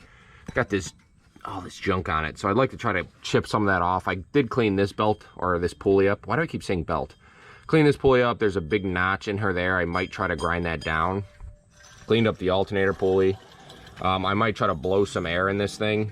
I'll probably have to clean up the AC compressor pulley too, but I'm gonna try to get this water pump and then probably go get a belt for her and stick around there and see what she does. So I just ended up pulling the tensioner pulley off, cleaning that, and you guys can see this thing's definitely gonna need a new water pump pulley, probably a new tensioner. I think the pulley on the AC compressor will be okay. The power steering pump's got a little nick in it. We got to get some other stuff off of there. I'm going to try to wire wheel the crank pulley a bit also. So this is definitely going to need replaced because this is just going to most likely chew belts up. But hey, it is what it is for now. It's been a long freaking time. Long day. I totally messed up this smog pump and stuff with getting the pulley back on. There's this little bracket piece. I freaking destroyed it and cracked it. So I ended up welding a freaking bolt to the front of the pulley, or where the shaft comes out of the smog pump here, and then welded the pulley to it. We only got like a few bolts holding it on, but that's all we're doing for now because I'm freaking done. I ended up putting this pulley on, then realized I need this bolt in here before the pulley goes on, and big hassle. And now let's start it up and watch the freaking alternator probably not work.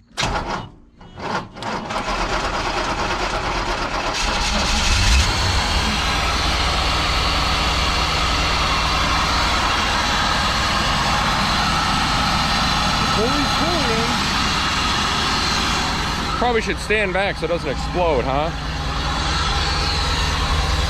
Jesus.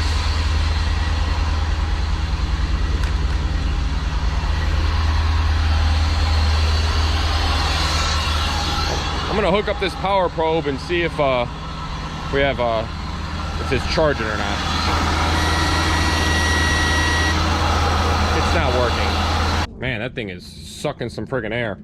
So yeah, we're not charging, which is great. Not great, really. And our battery's friggin' dead, so what a pain as today has been. At least I got the belt back on. Pulley looks like it's moving okay. It's kind of vibrating. It's not true to where it needs to be, obviously.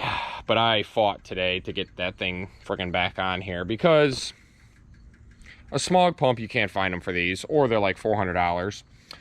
Two, the actual delete pulley kit is like $200 for a freaking piece of aluminum and a pulley. I get it, someone had to design it. I get it, okay? So I just wanted to try to get that back on, run this thing, see if the alternator's working, and maybe I'll go check the fuses and make sure our alternator fuse is good. I don't know if there is one or not.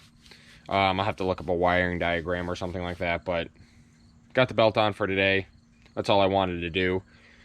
Frickin' battery's just dead. I don't have a charger. It's at my grandma's. I'd have to go get it. It's just, today has been a wind or whirlwind, whatever you frickin' call it, of emotions. At least I got the belt back on there, and the pulley looks to be like it's going to be somewhat okay. That's really, I hillbilly rigged that thing on there. Whatever. Well, y'all, out with the old, in with the new. I just bought a friggin' new one because it's like, I kind of tested all the circuits and they all look to be okay. So we're gonna stab this guy in there and then see if that fixes it. If not, I ordered it from Amazon, so you got free returns. What's the big deal? Alternator's in. I got the Power Probe hooked up. As you can see right now, 12.2, which is good. We're gonna start it up and see if this thing charges.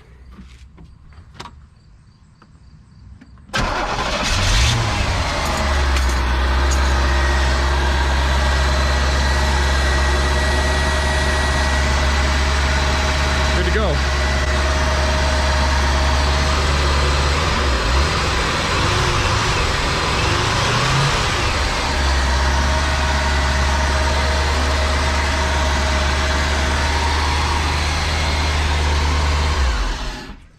Still kind of cuts out there when you try to give it throttle. Obviously we have plugs and wires to do. Those could be bad also, but I'm really personally going to say that this mass airflow is bad just by the looks of it. This gasket hanging down, and I remember like right now it's warm to the touch. I don't think it should be like that, so probably end up having to order one of those. I'll probably unplug it and see how it runs, but that's most likely what we're going to need. But for the meantime, I am going to put some plugs in it and the wires because they're old and they just need to be done. So let's do that.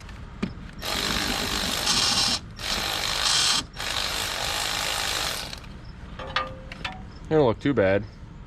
Little richy. All right, y'all. All the plugs and wires are in. I got them routed my own way because there's no way I was tucking those way back there.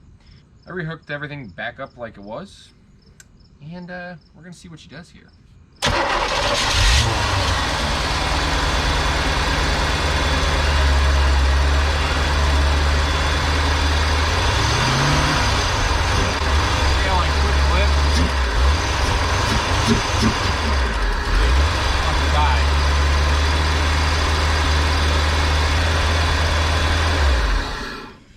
I mean, we kind of figured that, right?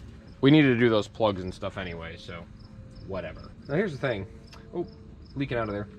I do have a mass airflow sensor out of the IROC. It's going to be different, but maybe we could plug that thing and see if it does anything different. Looks like this thing rubbed the belt a few times, huh? I don't even know if this connector will plug into there, but we're going to see. New 10 unit. Yeah, right. Both made in Germany, though. Numbers are a little bit different.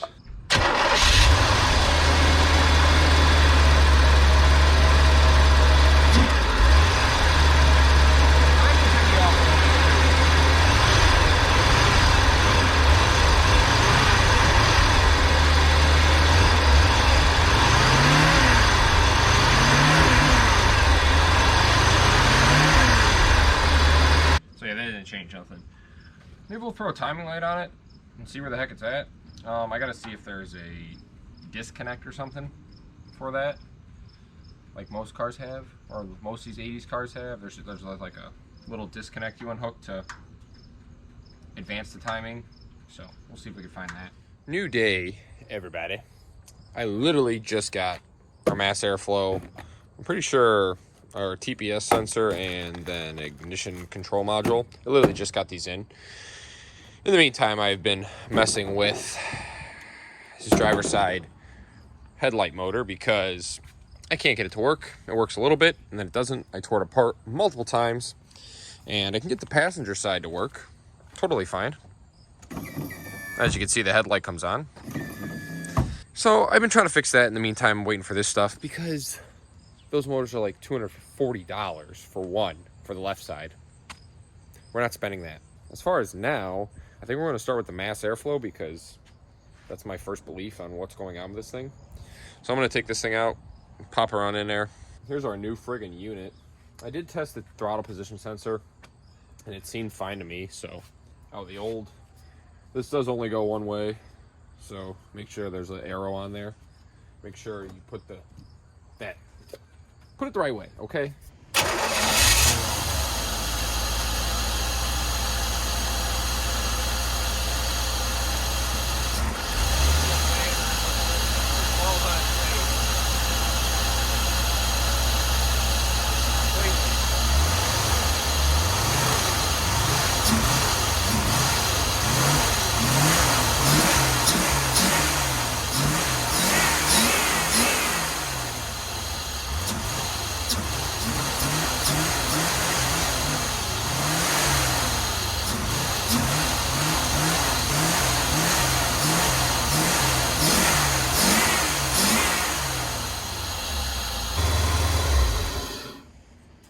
Now, to me, that's better than it was.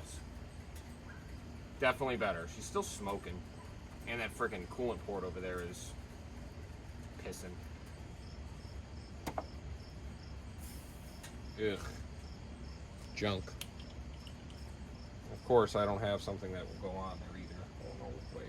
I put a freaking bolt in it. I don't know what you want from me, people, okay?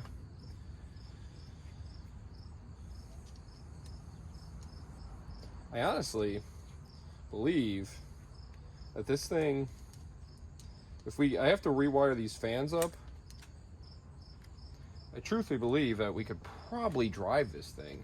I have to get back under there, well, I have to get under there and hook up the linkage because the previous owners unhooked it to get it in neutral.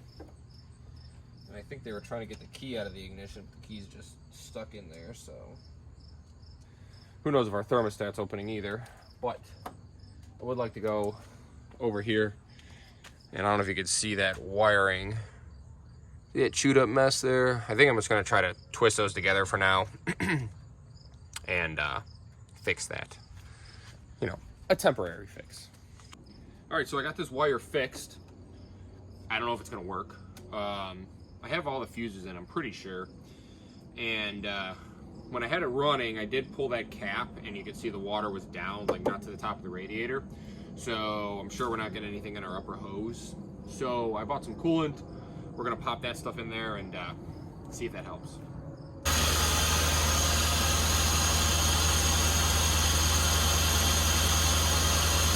Sucking that right down.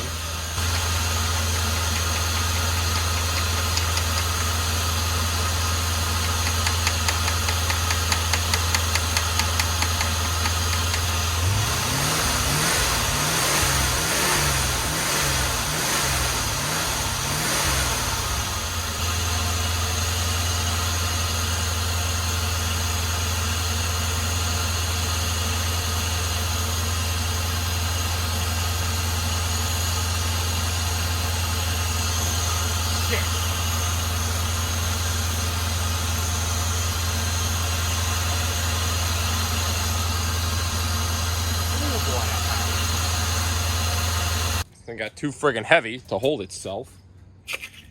Oh yeah, she's hot. She is hot. Thermostat's not opening. You gotta let her cool off here for a little bit before we do anything. She is pressurized. Well, y'all, surely working into the night here. It's usually what it seems like this time of year. Just messes everywhere. Bunch of mess. Big mess. This car's a big frickin' mess. So I ended up pulling the cooling fan out because it wasn't running. And this thing got hot. I mean, not too hot to where it's like blowing head gaskets or something. Pretty sure we're gonna have to do the thermostat on it, unfortunately. But hey, it is what it is. Should have did that in the first place. Ended up putting a different motor. I actually had motors on the fan. Like I tried jumping this thing with power, with my power probe in the car, and it wouldn't turn. Tried it out here, wouldn't turn. I pulled this motor apart. It's destroyed. I mean, it's just from corrosion from sitting. The inside of this thing. I'm not going to take the time to freaking do that when I have two fans out of my IROC from back in the day that I did like the LS1 swap fans. So this motor will work fine in there. So I popped that guy on there. It's literally, you have your center nut for your fan. And then there's 2 or 3 10mm bolts that mount the fan motor to the actual body. So I had to freaking cut this lower one out because the head of the bolt looked like it was from freaking, I don't know, like it sat in the ocean. So I just cut it off because there's nothing I could do. I got very, very angry. So anyway, maybe I'll get the thermostat out tonight because I'm already messy, dirty, whatever. So I'll probably, honestly, go ahead and do that. Pull that thing out. I'll show you what it looks like when I get it out. All right, y'all, she is loose. Let's see what she looks like in here. Oh, boy. Yeah. That can't be good for anybody. Oh, boy. That thing is... definitely has maybe had one in its life. Let's pull this guy out of here. Ooh. Yeah. Corroded. Steaming because it's a little bit chilly out now, but I don't think that was opening for anybody. Oh boy, yeah, look at that. What do we got here? Does it say? No. Maybe 181, I don't know. Yeah, I don't think this guy was working. So, I'll just cover that up for tonight. Go get a new one, pop a new one in. Hopefully that'll take care of our problem. Thing's still got the frickin' GM hose on it. We look pretty good in there. It does have a spring inside here. I was squeezing on it. I'm like, man, why is this thing so hard?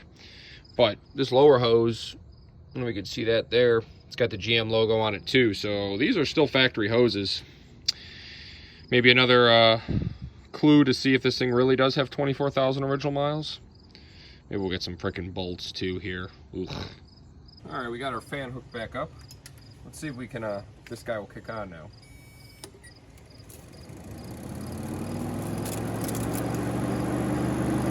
Yep.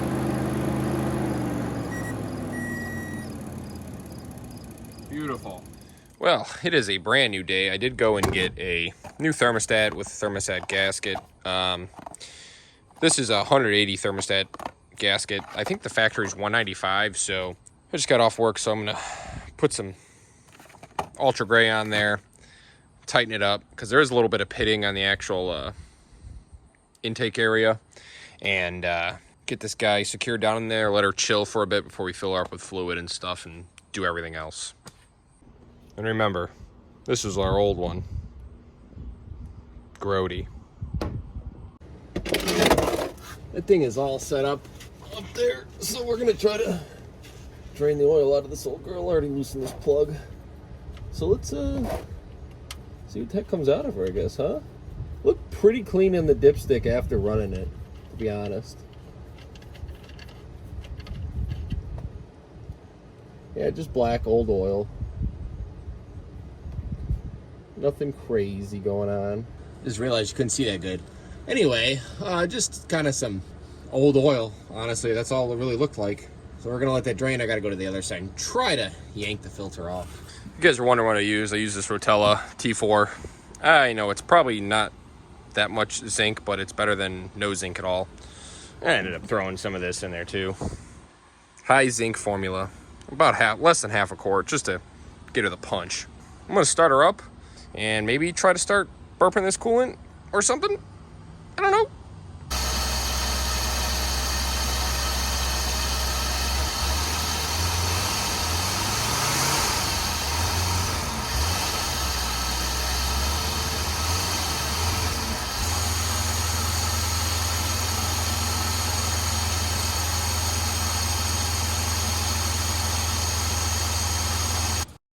Hey guys, Future Rudy here. Just to let you know that I'm an idiot, and do not do this when your cooling system is hot. You will burn yourself like I did.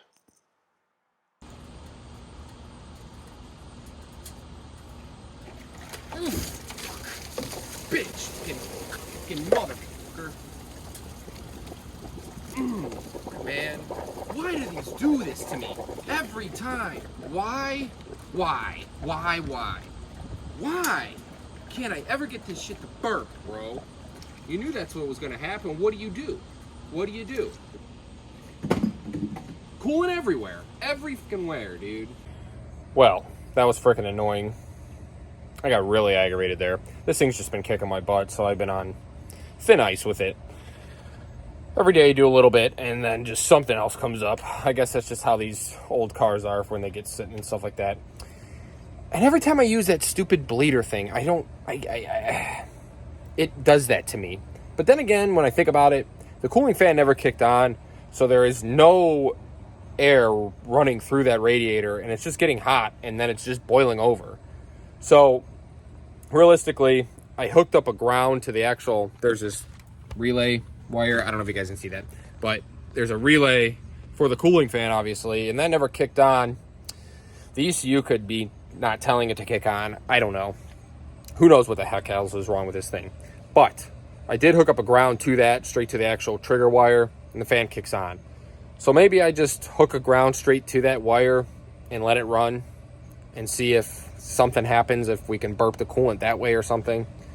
But it's got to be what it is. The fan has to kick on to get some cold air into that radiator. I mean, it's just sitting here blocked by this massive hood. There's no flow. So who knows? There could be a bunch of junk behind that thing too. I don't know. So it's great. Oh, the fan's running. Oh, 186 there. 152 right on the upper hose. So that's pretty good. And she's flowing pretty freaking good.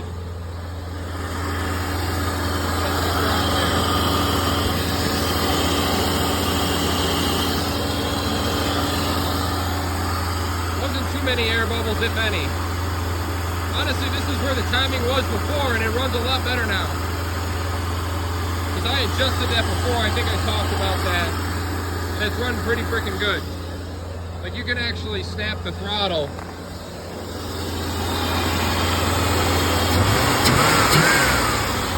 But I remember doing the timing, and it was right there, so I'm happy with this. Stepped on the brake pedal, blew the frickin' upper line, which is crazy if it blew right there. Check it out. Yep. I wanted to see if it'll go in gear. Oh yeah. She's in drive. We're gonna have to shut her off or pop her in neutral here. That's drive. She had reverse too, so let's see. Put her back in reverse. Oh yeah.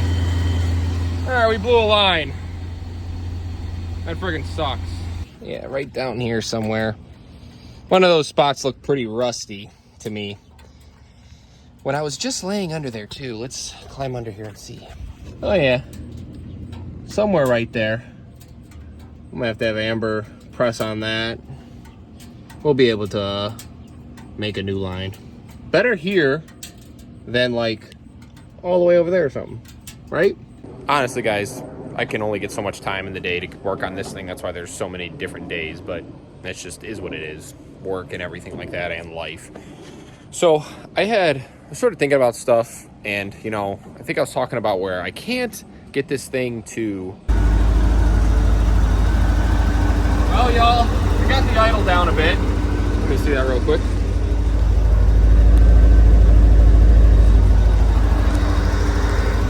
I literally just, there was actually a vacuum leak. Come over here, I'll show you.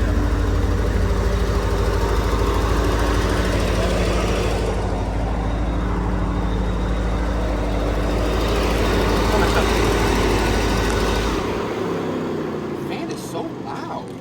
Anyway, vacuum leak was coming right from here. There's a vacuum port to go to the PCV and stuff. PCV? Yeah, correct, I'm right.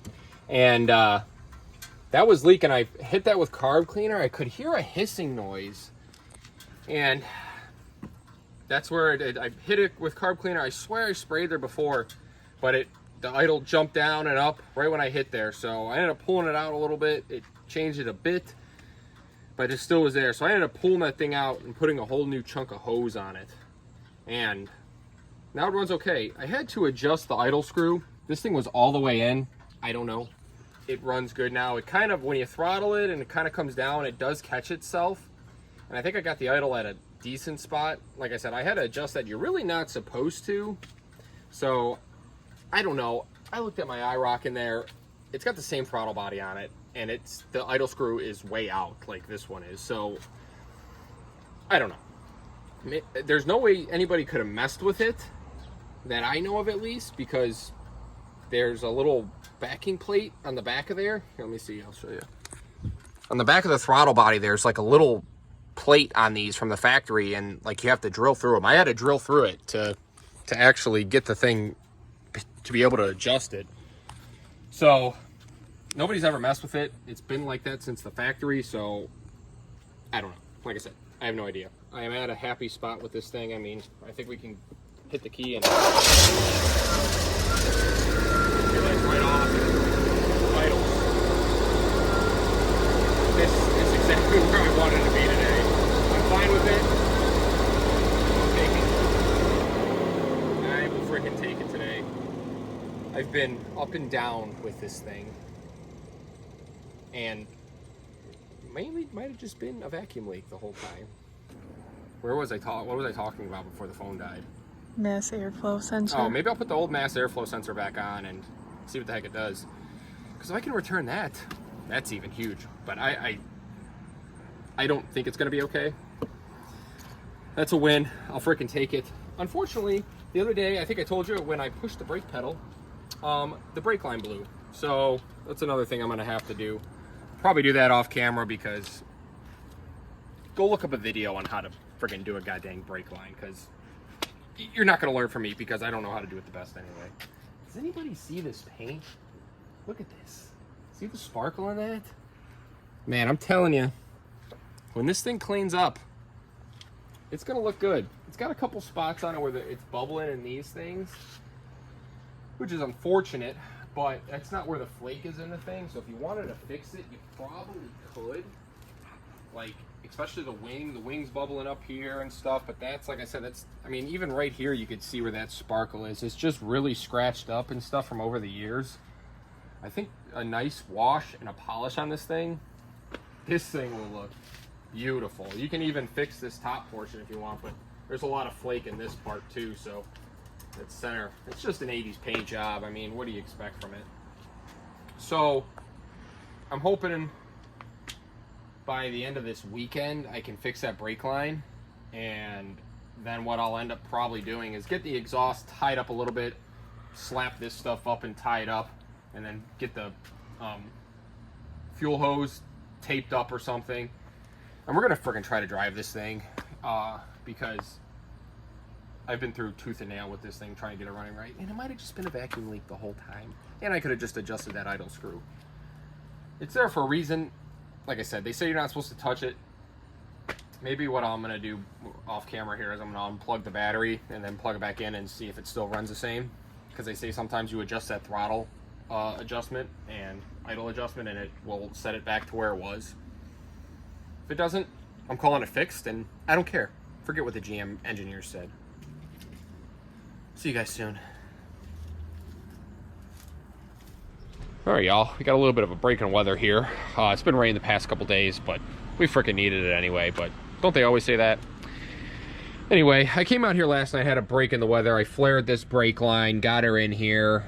This upper piece is a little but it's okay. Could have had a little bit of a better bend on there, but I didn't want to kink the line.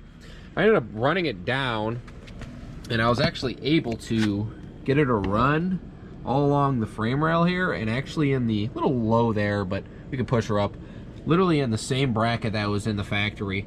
I ran it all the way back. That upper line is for the emissions line for the gas tank, I'm guessing. At least that's what I could think. And I had her ran all the way down here, got her bent up there, and then into this union. And then I ended up, these bleeders came free, which was great. Ended up shoving my girlfriend in here to sit on that nice, lovely seat and bleed the brakes for me. We got those bled yesterday, so realistically, hopefully, I think Friday's supposed to clear up out here. I'm hoping by then, maybe we get the back wheels on it and get this thing rolling. I would like to clear out this front master cylinder here and put fresh fluid in it like I did the back one, obviously, because that fluid's been sitting in there for who knows how long. So I'd like to get that done, and we could probably bleed the front brakes too at that point, and maybe we'll go around again and do them all. So I'll see you guys when the weather breaks. All right, y'all. So I don't really have this tied up under here, but she's kind of up enough, and I didn't want to rub it on the pinch weld, Got her up, zip tied to here, up to the mirror, taped up here, and this is also holding the passenger door. We're gonna have to maybe bungee the inside of that to something. And then we got her tied to here, and then tied to this hole here for the bumper, and got these bulbs all tied up so they're not hanging. I think we're almost ready to take it for a ride.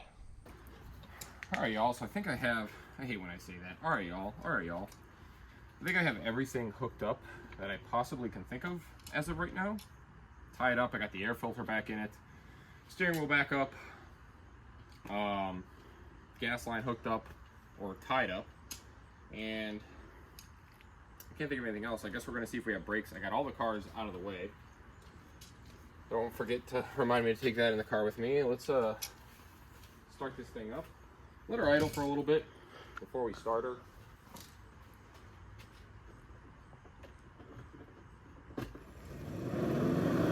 Ready? Let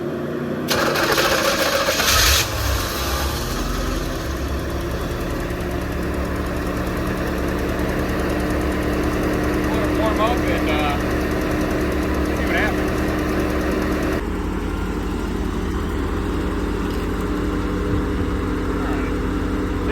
Warmed up. A little like hesitant on getting the idle back down. So I guess first thing we're really going to do is see if it goes in gear and moves it. Hopefully we have some brakes.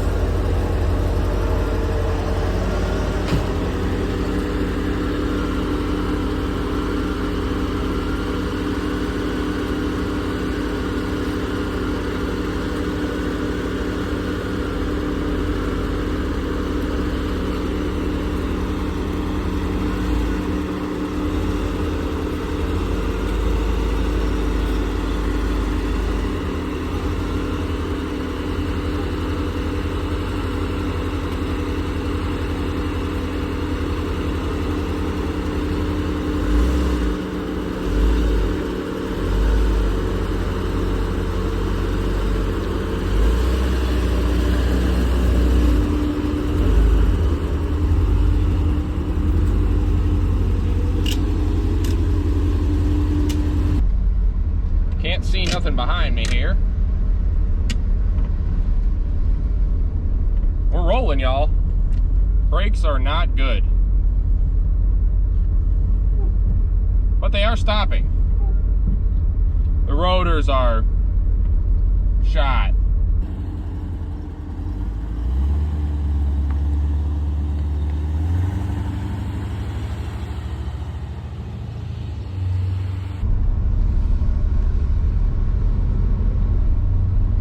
Shifted. Oh my God.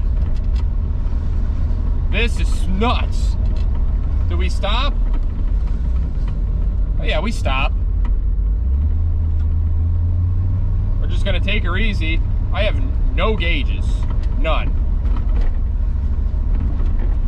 But she's freaking rolling. She is rolling. The brake situation is bad. We're gonna do a little turnaround here. Steering wheel is falling apart in my hand. We have reverse, and we have gears. Idle is just up and down. But man, she's shifting. Can't see anything. Oh yeah, there's that 80s ride we like, baby. Wait for this car to come. Oh yeah, the rotors are just so rusty from sitting.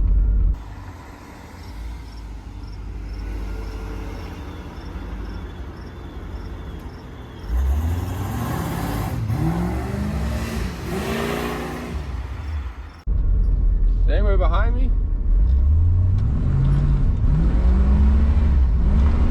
Oh yeah, she just fell on her face.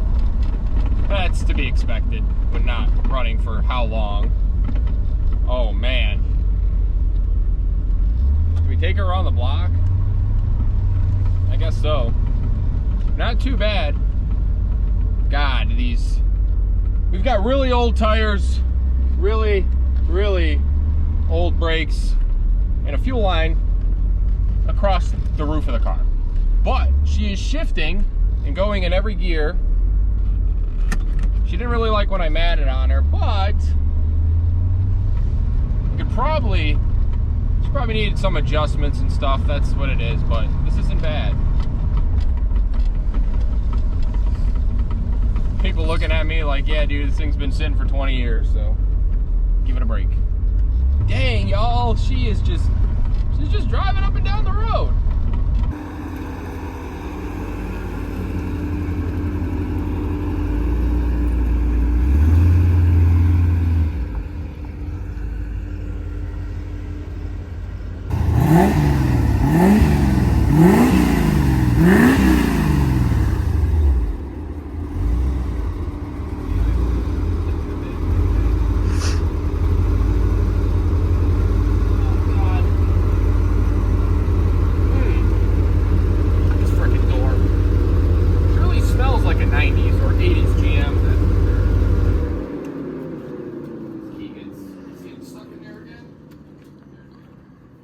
Got her up out of there. Damage report under here. Nothing crazy going on, which is good. Can touch the top radiator hose, so that's good. I have no gauges, so I mean, who knows what the temp was, but usually, like, if I can touch this and it's not really smelly under here, I don't know. When you deal with cars for a while, you kind of learn smells and stuff like that, and you can kind of tell when they're freaking overheating. Didn't really like it when I tried to goose it really quick with the throttle out there, but coming down the road, if you lay easy into the throttle, it's not too bad. So I mean, that could be O2 sensors, that could be a lot of stuff. I think I have to readjust the IAC valve, but man, what a freaking wind. Let's put this hood down. Looks so much better with the hood. I love it. Love the look of these cars. Friggin' 80s, baby. Oh, yeah, man. 20 years. Our first frickin' revival. At least getting it running and driving. This wasn't really a revival. I don't know, did we have a revival? I don't think so. This thing ran and drove when I bought it. This thing was dead as a doornail. Locked up. Smog pump, really, but that cylinder had some junk in it. This thing still needs a lot of work. We have to go through the brake system. Interior needs a lot. I can't open this door, but you've guys seen the interior. The interior is smoked. Gauge cluster's dead. I'm trying to see if I can get that thing coming back to life. Funny enough, the blower motor works in this thing, which is pretty cool. I ended up, oh yeah, I can't get this open, but I ended up getting the hatch open. Did you see any lights come on in the back when I was pushing the brake pedal? That's huge. Man, 20 years. A lot of work to get to this point. A lot of freaking work. But man, that was kind of worth it. I'd like to get on it some more, but like I said, we got to have some good functioning brakes. I think we're getting a couple calipers that are sticking on this thing. But what a win. That'll probably be it for this episode, though, you guys. Got a lot done on this thing. Our first revival, sitting 24 years, 24,000 original miles, possibly. I truly believe that, but we'll probably be back on this thing. We got to fine tune some stuff as far as getting it running better, see if we could figure out sensors and stuff like that. Get a new gas line put on this thing because we can't run that fuel hose over the top of it its rest of its life. Needs brakes, something with this fairing here that's broken off. I want to do a whole interior clean and try to get this thing somewhat back to life. Or seals are bad and stuff, but that could be later on. Get this back bumper on, because that's really the look of this car.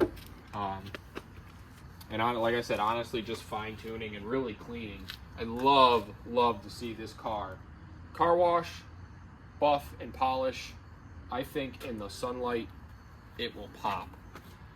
So, I hope you guys enjoyed that. Thanks for coming. Thanks for watching. Hit that like. Leave a comment. Tell me what you think about this thing just right out of the 80s. Hit that subscribe button for me. Take it easy.